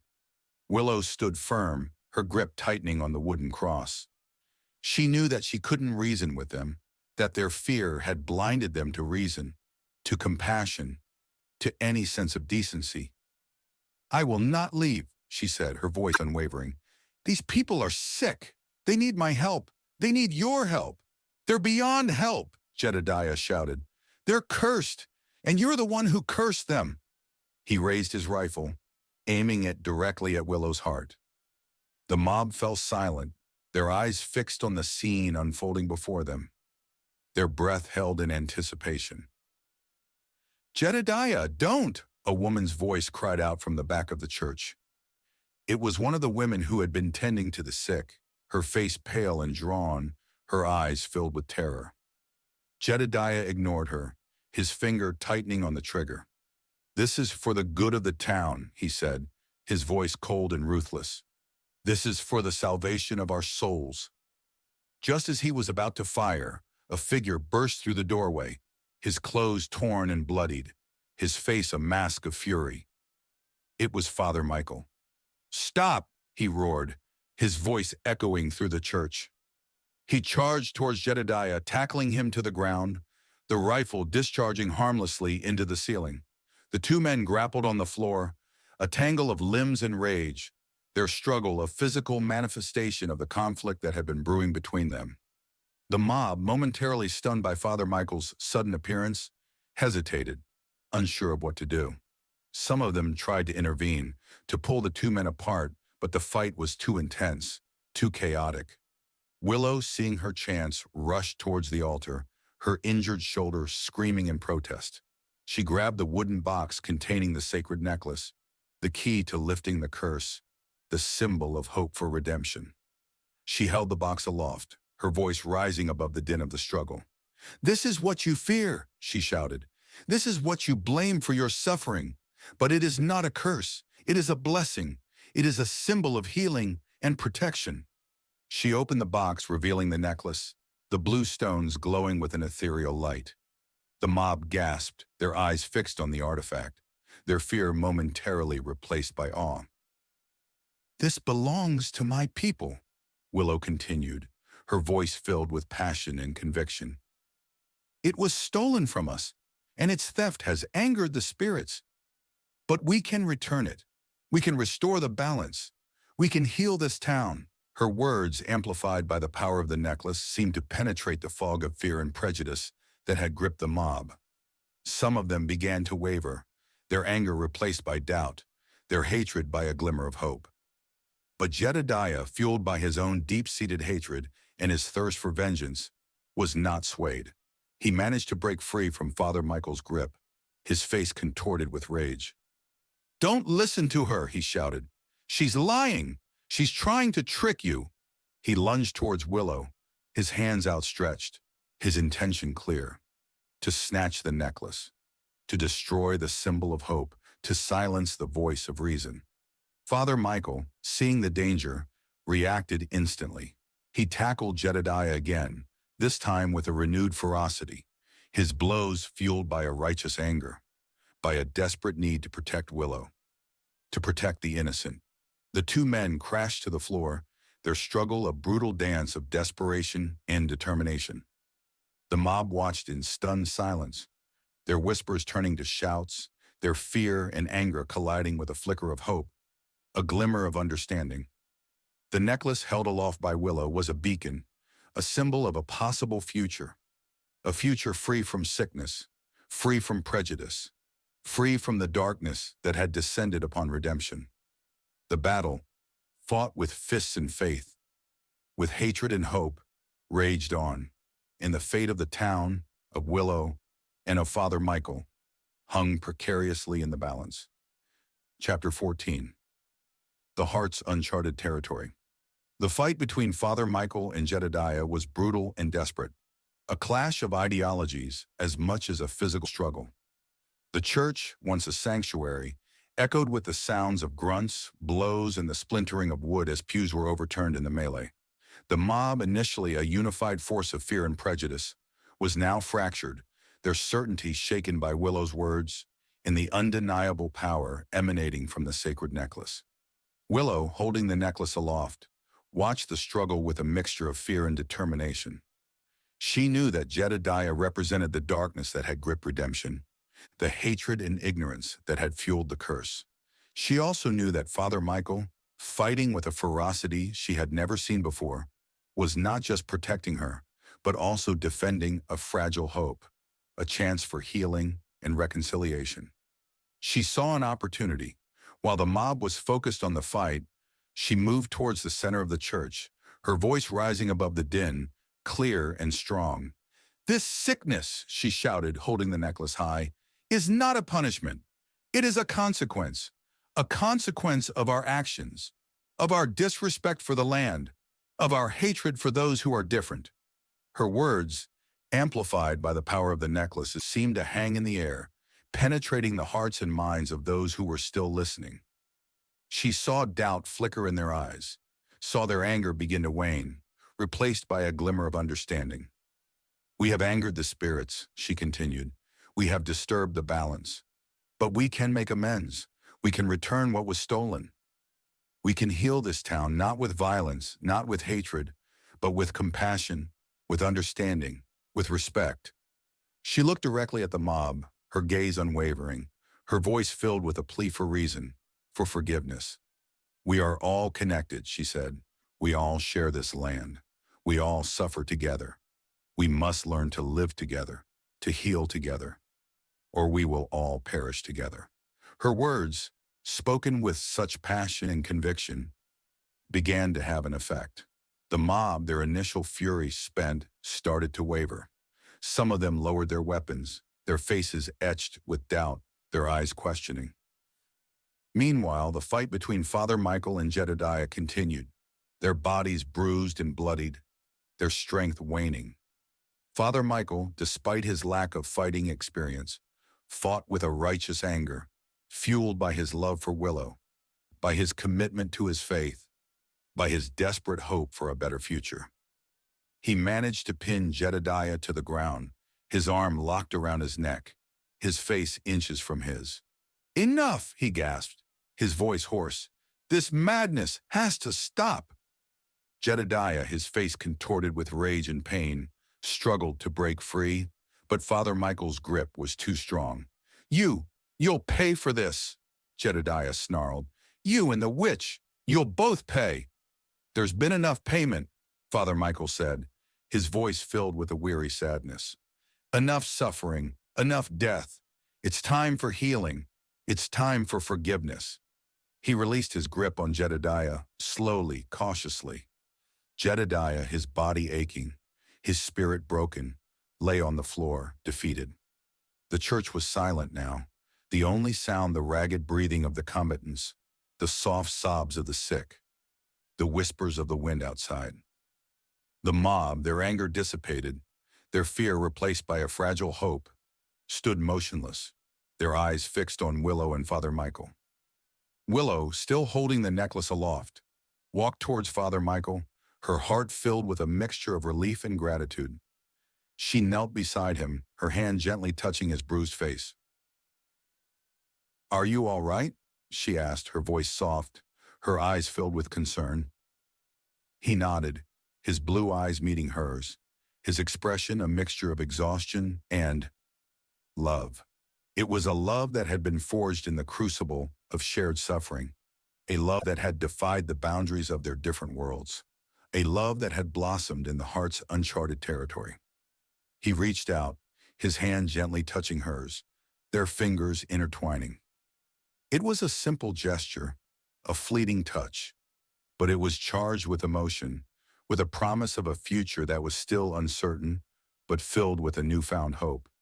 The mob watched them, their faces etched with a mixture of awe and understanding. They had witnessed a miracle, a transformation. They had seen hatred give way to compassion, violence to peace, darkness to light. One by one, they began to lower their weapons, their heads bowed, their hearts filled with a mixture of shame and relief. The curse, fueled by their fear and prejudice, had been broken, not by magic, but by the courage of two individuals who had dared to challenge the darkness, to embrace the light, to choose love over hate. The heart, they were beginning to understand, was a vast and wild territory, and sometimes the most unexpected paths led to the most profound discoveries. Chapter 15. A Desperate Gamble. The silence in the church was broken only by the soft sobs of the sick and the ragged breathing of Father Michael and Jedediah. The mob, their anger dissipated, their fear replaced by a fragile hope, stood motionless, their eyes fixed on Willow and the sacred necklace. The transformation had been profound, but the sickness still lingered, its grip on redemption not yet fully released. Willow knew that returning the necklace was just the first step. The spirits had been appeased, their anger quelled, but the physical manifestation of the curse, the illness that ravaged the town, still needed to be addressed. She looked at Father Michael, his face bruised and bloodied, his body exhausted, but his spirit unbroken. Their eyes met, a silent understanding passing between them. They had faced the darkness together, and they would face this final challenge together as well. "We need to perform the ceremony," Willow said, her voice soft but firm. "We need to return the necklace to its rightful place, to ask for the Spirit's blessing, to heal this town." Father Michael nodded in agreement. He knew that this was their only hope, their last desperate gamble to save redemption from the clutches of the sickness. They turned to the mob, their faces etched with a mixture of awe and apprehension. "We need your help," Willow said, her voice clear and strong. "We need you to put aside your fear, your prejudice, your hatred. We need you to work together, to heal together." The townsfolk, their hearts touched by the events they had witnessed, hesitated for a moment, then slowly began to nod in agreement. They had seen the power of love, of forgiveness, of unity. They were ready to embrace a new path, a path of healing and reconciliation. With the help of the healthier townsfolk, they cleared a space in the center of the church, moving the cots and pallets to the sides. Willow carefully placed the wooden box containing the necklace on the makeshift altar, her hands trembling with reverence. She turned to Father Michael, her eyes questioning. She needed his help, his blessing, his participation in this ceremony. It was a merging of two worlds, two faiths, two traditions, a desperate attempt to bridge the gap between the seen and the unseen. Father Michael, understanding her unspoken request, stepped forward. He stood beside her, his presence a source of strength and comfort. He placed his hand on the box, his fingers gently touching hers. Together they began the ceremony. Willow chanted in her native tongue, her voice rising and falling in a rhythmic cadence. Her words a plea to the spirits, a prayer for healing, a promise of respect and reverence. Father Michael, in turn, recited a prayer in Latin, his voice echoing through the church, his words a testament to his faith, a plea for mercy, a blessing for the town. The two voices, so different yet so harmonious, blended together, creating a powerful symphony of hope, a testament to the shared humanity that bound them all together. The necklace resting on the altar seemed to glow with an even brighter light, its energy radiating throughout the church, touching the hearts and minds of everyone present. As the ceremony progressed, a sense of peace, of calm began to settle over the church. The sick, their fevers raging, seemed to find a measure of relief, their breathing becoming easier, their pain subsiding. The air, once thick with the stench of sickness and despair, felt cleaner, fresher, infused with a renewed sense of hope. Outside, the sun began to rise, casting a golden glow through the stained glass windows, illuminating the church in a kaleidoscope of colors. It was a new day, a new beginning, a symbol of the healing that was taking place within. The ceremony reached its climax. Willow lifted the necklace from the box, holding it high above her head. She turned to the townsfolk, her face radiant, her eyes filled with a profound sense of peace. "The spirits have heard us," she said, her voice clear and strong. "They have forgiven us. They have blessed us." She carefully placed the necklace around her neck, the cool stones resting against her skin, the energy of the artifact flowing through her body, connecting her to her ancestors, to her people, to the land. As she did so, a collective gasp arose from the townsfolk. They saw a change come over Willow, a transformation that was both subtle and profound. Her eyes glowed with an inner light. Her body seemed to radiate a warmth, a power, a healing energy that filled the entire church. The sick began to stir, their fevers breaking, their coughs subsiding, their bodies finding a renewed strength. Dr. Harding, who had been lying unconscious on his cot, opened his eyes, his gaze clear, his breathing steady. The curse had been lifted. The sickness had been defeated. Redemption had been saved. The gamble had paid off. The desperate plea, made by joining two vastly different worlds, had worked. But while the immediate crisis was over, the future was still uncertain. The town was healed, but the scars, both physical and emotional, remained. And Willow and Father Michael knew their own journey, their own reckoning with the love that had blossomed between them, was far from over. Chapter 16. The Weight of Two Worlds.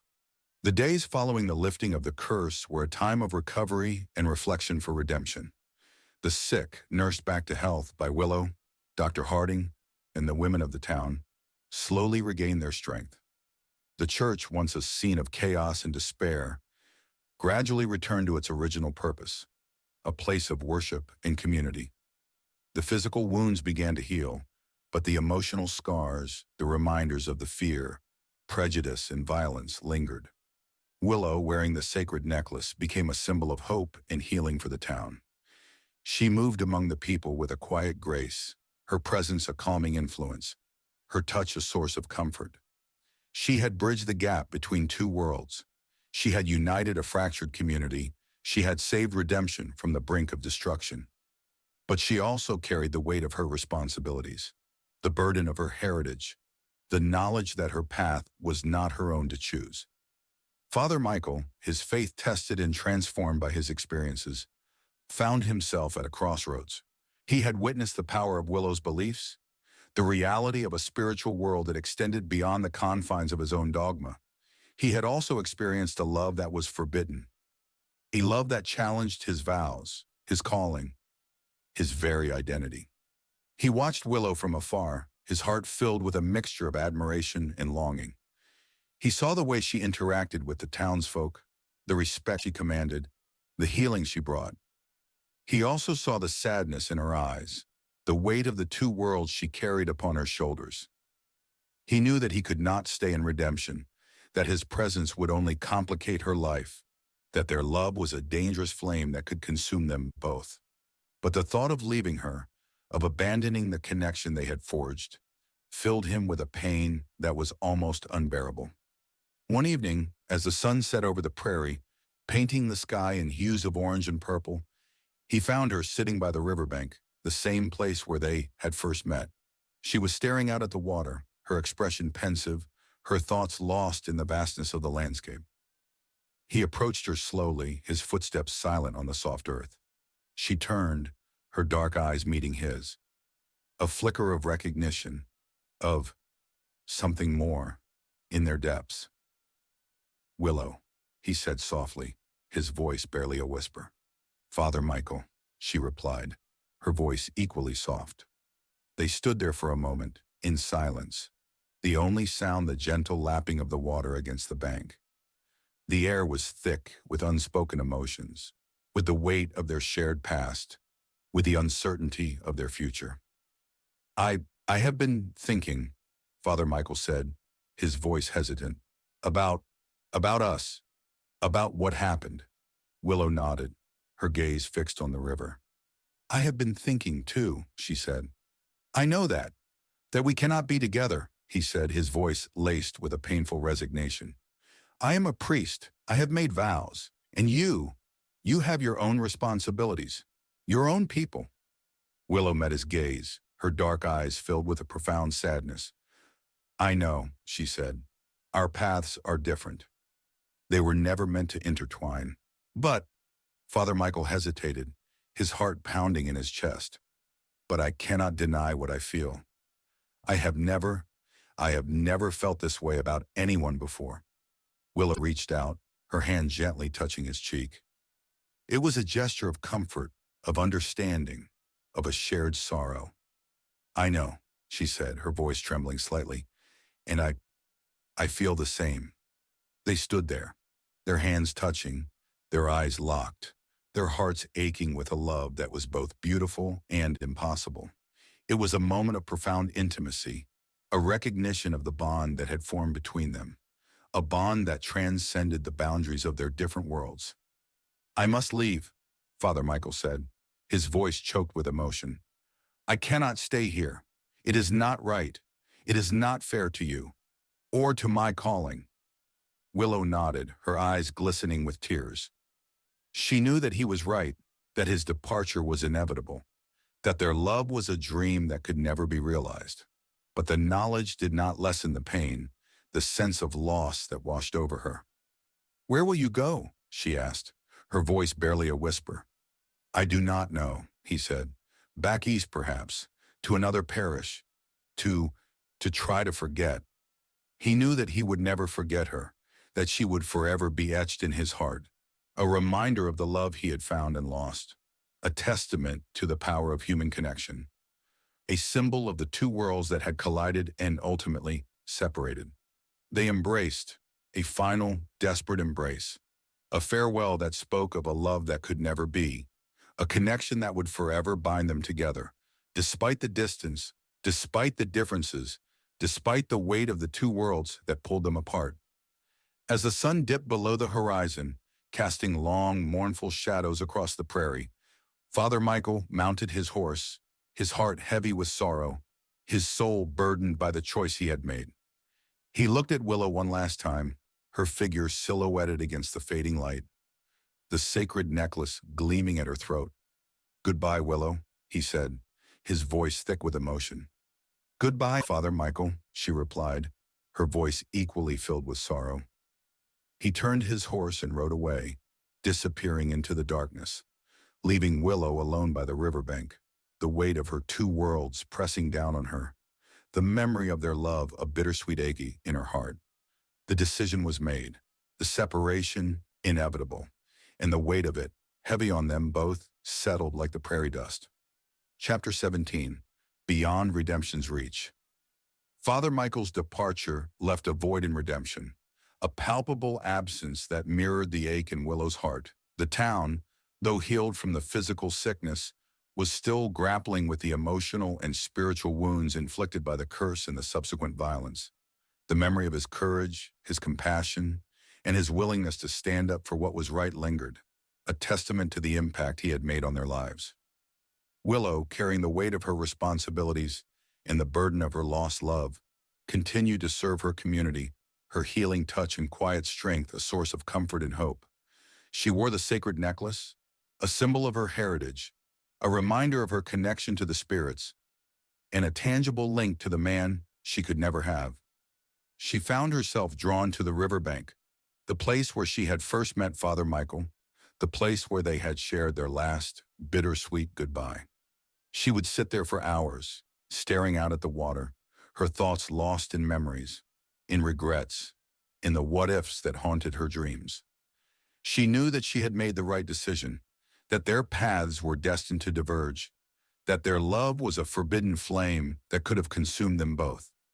But the knowledge did not lessen the pain, the emptiness that she felt in his absence. One day, as she was sitting by the river, she saw a figure approaching in the distance. It was Dr. Harding, his face still pale and drawn, but his eyes filled with a newfound respect and gratitude. "Willow," he said, his voice soft, I wanted to thank you for everything, for saving my life, for saving this town." Willow offered him a small smile, a gesture of acknowledgement. "We saved it together," she said. "You, me, Father Michael, and the people of redemption." Dr. Harding nodded, his gaze drifting towards the horizon, towards the direction in which Father Michael had disappeared. "He was a good man," he said. "A brave man." "Yes," Willow agreed, her voice barely a whisper. "He was." They sat in silence for a moment, each lost in their own thoughts, their own memories. The air was filled with the sounds of the river, the rustling of the leaves, the distant cry of a hawk. I have been thinking," Dr. Harding said finally, his voice hesitant, "about what you said, about the connection between the physical and the spiritual, about the power of your beliefs." Willow looked at him, her dark eyes curious. She had sensed a change in him, a shift in his perspective, a willingness to consider possibilities beyond the confines of his Western medical training. "I have seen things," he continued, his voice filled with a mixture of awe and confusion. "Things that I cannot explain. Things that challenge everything I thought I knew." Willow nodded, her expression understanding. "The world is full of mysteries," she said. "Things that we cannot see, that we cannot understand with our limited senses. But that does not mean they are not real." "I want to learn," Dr. Harding said, his voice earnest. "I want to understand. I want to bridge the gap between our two worlds, just as you and Father Michael did." Willow smiled, a genuine smile that reached her eyes. It was a small spark of hope, a sign that the seeds of understanding and reconciliation had been planted, that the future might hold the possibility of healing, not just for individuals, but for entire communities. "I will teach you," she said, "what I know, what my people have known for centuries." They began to work together, sharing their knowledge, their skills, their perspectives. Dr. Harding learned about the medicinal properties of the local plants, about the ancient healing practices of Willow's tribe. Willow, in turn, learned more about anatomy, about the workings of the human body, about the diseases that plagued the settlers. They formed an unlikely partnership, a bridge between two worlds, a testament to the power of collaboration, of understanding, of a shared commitment to healing. As the weeks turned into months, redemption began to thrive again. The town, scarred but not broken, emerged from the darkness stronger, more resilient, more united. The fear and prejudice that had once gripped them slowly dissipated, replaced by a newfound respect for diversity, for the wisdom of different cultures, for the interconnectedness of all things. But Willow still felt the absence of Father Michael, the ache in her heart a constant reminder of the love she had lost.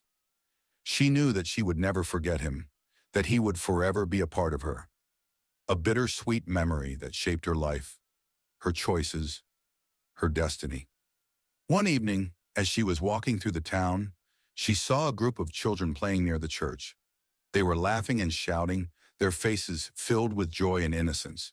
It was a scene that warmed her heart, a reminder of the resilience of the human spirit, of the enduring power of hope. As she watched them, she noticed one little girl sitting apart from the others, her eyes fixed on the sacred necklace that Willow wore. The girl approached her slowly, her expression curious, her gaze filled with a mixture of awe and wonder. "What is that?" the girl asked, her voice soft. Willow smiled, her heart touched by the child's innocence. "It is a necklace," she said, "a symbol of healing and protection. It belonged to my ancestors. "It's beautiful," the girl said, her eyes wide. "Can I touch it?" Willow hesitated for a moment, then nodded. She knelt down, allowing the girl to gently touch the smooth stones, the intricate beads, the soft feathers. As the girl's fingers brushed against the necklace, Willow felt a surge of energy, a warmth that spread through her body, a connection to the past, to the present, to the future. She knew then that her journey was not over, that her purpose was not just to heal the sick, but to pass on her knowledge, her heritage, her wisdom to the next generation.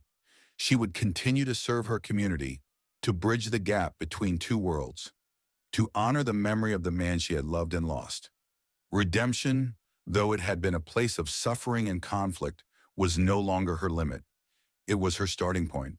Her world and the weight of it extended far beyond its reach, and she, carrying the necklace in the memory of a forbidden love, was ready to face it.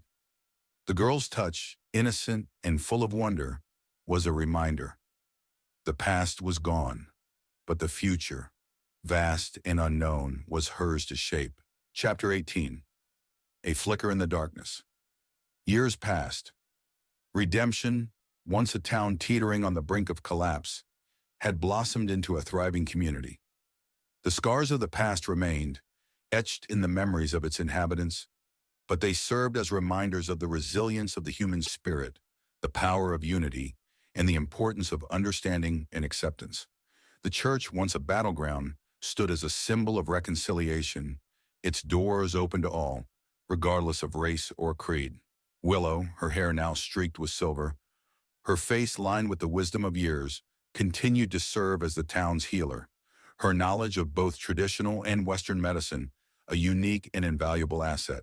She had trained several young apprentices, passing on her skills and ensuring that the legacy of healing would continue for generations to come. Dr. Harding, her steadfast partner and friend, remained by her side, their collaboration a testament to the power of bridging cultural divides. The sacred necklace, always around her neck, was a constant reminder of her heritage, her connection to the spirits, and the bittersweet memory of Father Michael. She had never forgotten him, his image etched in her heart, his influence shaping her life in countless ways. One crisp autumn evening, as Willow was preparing herbs in her small cottage on the outskirts of town, she heard a knock at the door. It was a young boy, one of her apprentices, his face flushed with excitement. "Willow," he said, his voice breathless, "there's a stranger in town. He's asking for you." Willow's heart skipped a beat. A stranger? Asking for her? Could it be? No, she quickly dismissed the thought.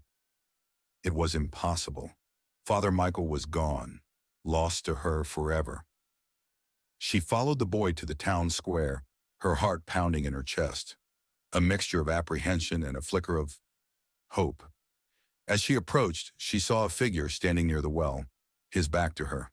He was tall and lean, his hair, though graying at the temples, still held a hint of its former darkness.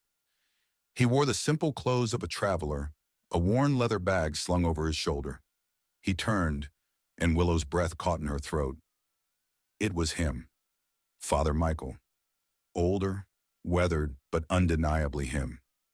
His blue eyes, though filled with a profound sadness, still held that spark of kindness, of compassion, that had first drawn her to him. They stared at each other for a long moment, the years melting away, the memories flooding back, the unspoken emotions swirling between them. The town square, bustling with activity, seemed to fade into the background, their world shrinking to encompass only the two of them. "Michael," Willow whispered, her voice trembling. "Willow," he replied, his voice hoarse with emotion. He took a step towards her, then another, closing the distance between them. He reached out, his hand gently touching her cheek, his fingers tracing the lines that time and experience had etched upon her face. I had to come back," he said, his voice filled with a mixture of regret and longing. "I had to see you. I had to know that you were all right." Willow's eyes filled with tears, tears of joy, of sorrow, of a love that had endured the test of time and distance. I never forgot you, she said, her voice barely a whisper. Nor I, you, he replied, his gaze unwavering. He explained that he had left the priesthood years ago, unable to reconcile his faith with the love he felt for her, with the knowledge he had gained from his experiences in redemption. He had wandered searching for a purpose, for a place to belong, for a way to make peace with his past. I have carried you in my heart, Willow, he said. Every day, every hour. You changed me. You showed me a different way to see the world, a different way to love. Willow reached up, her fingers gently touching the silver cross that he still wore, a relic of his former life, a symbol of the faith that he had once held so dear. And you changed me, Michael, she said. You showed me that kindness and compassion can exist even in the darkest of hearts. You showed me that love can transcend any boundary. They stood there in the heart of redemption, surrounded by the people they had both served, the community they had both helped to heal. The years of separation, the weight of their different worlds, the pain of their lost love seemed to fade away, replaced by a profound sense of connection, of understanding, of a love that had endured, that had survived, that had brought them back together. I don't know what the future holds, Michael said, his voice hesitant. I don't know if there is a place for me here. For us, Willow smiled, a genuine smile that reached her eyes, a smile that reflected the flicker of hope that had been rekindled in her heart. There is always a place for healing, she said, for forgiveness, for love. She took his hand, her fingers intertwining with his, their touch a symbol of their renewed connection, of their willingness to face the future together, whatever it may hold. The darkness had held them apart for years, but a flicker, a tiny spark of hope and memory had brought them back. The future was unwritten, but they were together. And for now, that was enough. Chapter 19. The Dawn of Reckoning. The Return of Father Michael. Simply Michael sent ripples through redemption, while many welcomed him with open arms, remembering his courage and compassion during the sickness. Others remained wary, their memories of the past and his association with Willow still tinged with suspicion. The years had softened some, but the scars of prejudice were not entirely erased. Michael, aware of the delicate balance he had to navigate, made no grand pronouncements, no attempts to reclaim his former position. He simply offered his help, his skills, his willingness to serve the community that had once been his parish.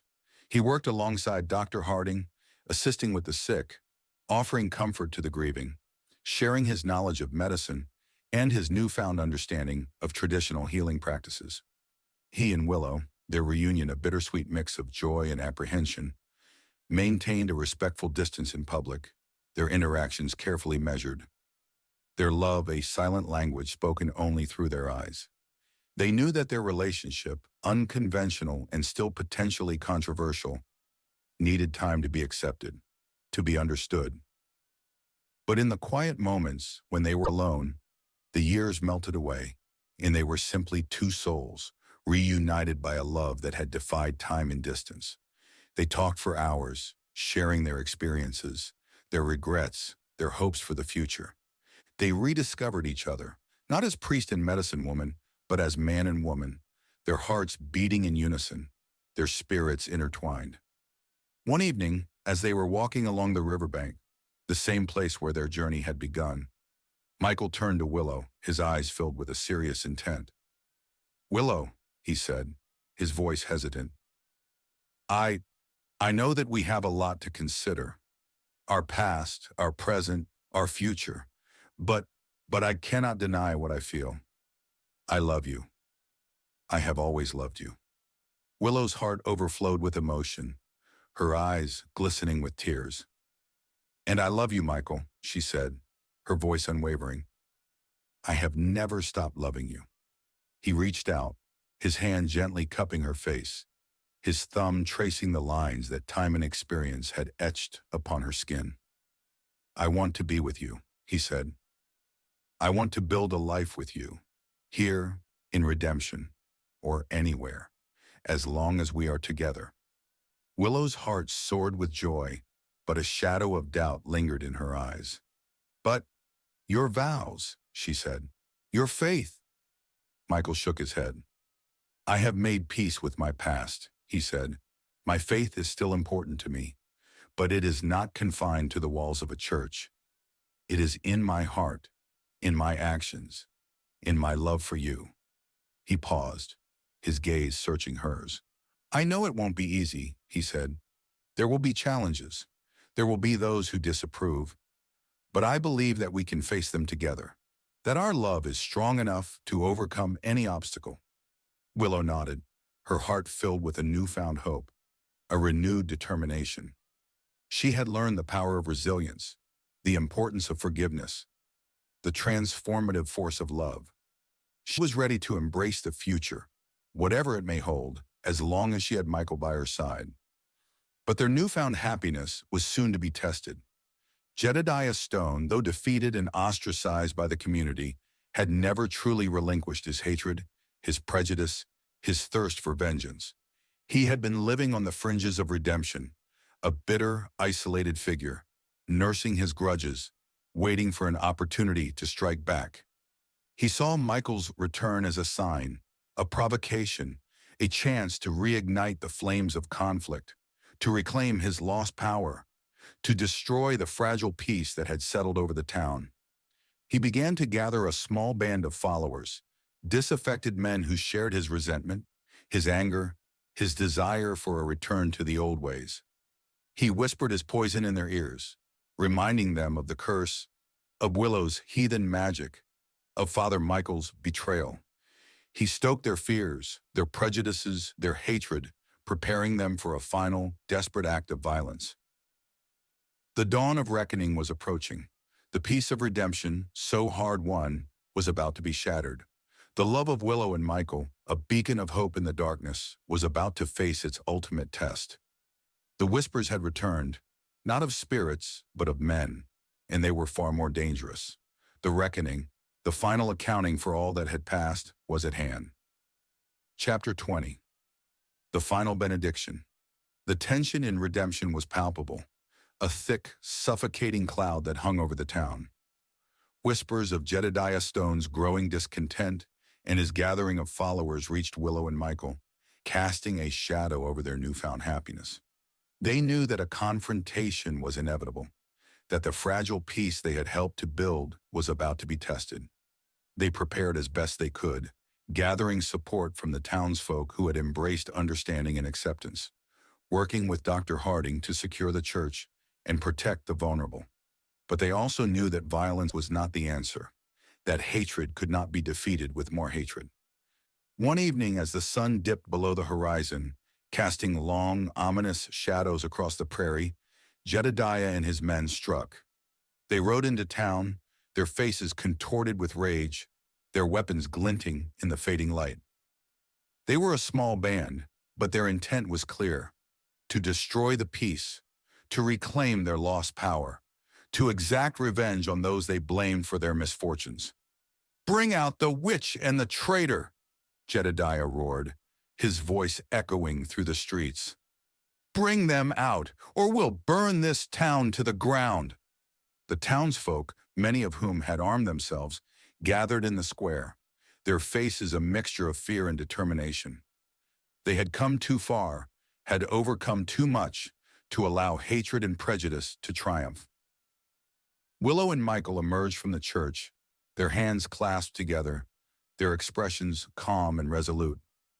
They stood before the mob, a symbol of unity, of forgiveness, of a love that had defied all odds. "Jedediah," Willow said, her voice clear and strong, carrying above the din of the crowd, "this madness has to stop. We have all suffered enough. It's time for healing. It's time for peace." "Peace," Jedediah scoffed. "There can be no peace with your kind. You've brought a curse upon us. You've poisoned this town with your heathen ways." "The only curse," Michael said, his voice firm and unwavering, "is the hatred in your heart, Jedediah. the prejudice that blinds you to the truth, the fear that drives you to violence. Jedediah raised his rifle, aiming it directly at Michael's heart. "You're a disgrace to your God," he snarled, "a traitor to your people." "My God is a God of love," Michael replied, his gaze unflinching, "of compassion, of forgiveness. He would not condone your hatred, your violence." The tension was unbearable. The silence broken only by the ragged breathing of the crowd, the distant howl of a coyote. The fate of redemption, the future of Willow and Michael, hung precariously in the balance. Suddenly a shot rang out, but it was not Jedediah's rifle that fired. It was Dr. Harding, standing on the roof of the church, his aim true. The bullet struck Jedediah's arm, knocking the rifle from his grasp. Jedediah cried out in pain, clutching his wounded arm, his face contorted with fury and disbelief. His followers, momentarily stunned by this unexpected turn of events, hesitated, their resolve wavering. The townsfolk surged forward, disarming Jedediah's men, their anger now directed at those who had threatened their peace, their community. The fight was brief and decisive. Jedediah and his followers were subdued, their hatred defeated by the collective will of a town that had chosen unity over division, love over hate. As the dust settled, Willow and Michael stood hand in hand, their faces etched with relief, their hearts filled with gratitude. They had faced the darkness, and they had emerged victorious. Jedediah, his arm bleeding, his spirit broken, was dragged before them. He looked at Willow and Michael, his eyes filled with a mixture of hatred and regret. "You may have won this battle," he snarled, "but you will never win the war. The darkness, it will always return." Willow met his gaze, her expression compassionate, her voice filled with a profound sadness. "The darkness is only as strong as we allow it to be, Jedediah," she said. "We choose our path. We choose whether to live in fear and hatred or in love and understanding." Michael stepped forward, his hand resting on Willow's shoulder, his gaze fixed on Jedediah.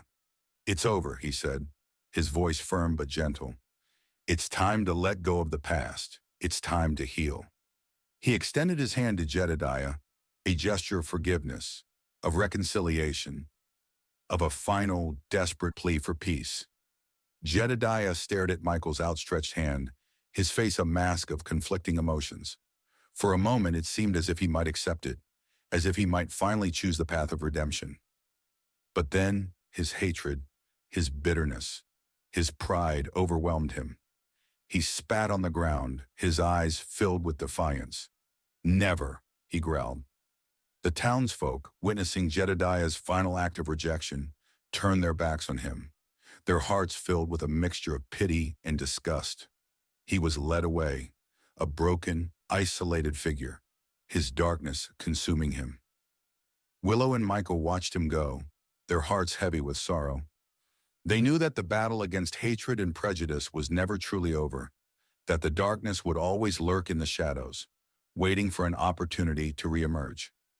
But they also knew that they had won a significant victory, that they had planted the seeds of hope, of understanding, of a future where love could triumph over hate, where unity could overcome division, where the light could always find a way to pierce the darkness. This was their final benediction. Not of a priest nor of a medicine woman, but of two souls bound by love, committed to healing. The reckoning was over. A new dawn had broken. And standing together, Willow and Michael were ready to face it, hand in hand. Epilogue, a new covenant. The years that followed were a testament to the enduring power of love and forgiveness. Redemption, once a town scarred by sickness and prejudice, became a beacon of hope, a place where different cultures, different beliefs could coexist in harmony. The story of Willow and Michael, the medicine woman and the former priest, became a legend, whispered around campfires and shared in hushed tones in the church. A reminder that even the deepest wounds could heal, that even the most seemingly insurmountable divides could be bridged. Willow and Michael, their love a quiet strength that anchored them, built a life together on the outskirts of town, their small cottage a haven of peace and tranquility. They never married in the traditional sense, their union a spiritual bond that transcended the need for formal vows. Their love was evident in their every gesture, in their every glance, in the quiet understanding that passed between them. They continued to serve the community, Willow with her healing touch and her knowledge of traditional medicine, Michael with his compassionate heart and his newfound understanding of the interconnectedness of all things. They worked side by side with Dr. Harding, their combined skills a powerful force for good, their collaboration a symbol of the unity that had blossomed in redemption. Children, drawn to their warmth and wisdom, often gathered around their cottage, listening to stories of the past, learning about the healing power of plants, about the importance of respect for all living things, about the enduring strength of love. Willow, though she never had children of her own, became a mother figure to many, her nurturing spirit embracing the entire community. The sacred necklace, always around her neck, remained a symbol of her heritage, a connection to her ancestors, and a reminder of the journey she had undertaken, the challenges she had overcome, the love she had found. It was a tangible representation of the new covenant, the unspoken agreement between the people of redemption to live in harmony with each other and with the land. Well, one evening, as the sun set over the prairie, painting the sky in a breathtaking display of color, Willow and Michael sat together on their porch, their hands clasped, their hearts filled with a profound sense of peace. They had lived a long and full life, a life marked by both hardship and joy, by both loss and love. "We did it, Willow," Michael said softly, his voice filled with emotion. "We built a better world." Willow smiled, her eyes glistening with tears. "We did it together," she replied, her voice equally soft. They looked out at the prairie, at the town of redemption, nestled in the distance, at the sky ablaze with the colors of the setting sun. They saw the beauty, the resilience, the enduring power of hope that surrounded them. As the darkness deepened, the stars began to appear, twinkling like diamonds scattered across the vast expanse of the night sky. Willow and Michael, their bodies weary but their spirits strong, leaned against each other, their love a silent beacon in the gathering gloom. They knew that their time was drawing near, that their journey on this earth was coming to an end. But they were not afraid. They had lived a life of purpose, a life of love, a life that had made a difference. And as they closed their eyes, their hearts filled with gratitude, their souls intertwined, they knew that their story would live on, a legend whispered on the wind, a testament to the enduring power of the human spirit. A new covenant, written not on paper, but in the hearts of those who had been touched by their love, by their courage, by their unwavering belief in the possibility of a better world. The end.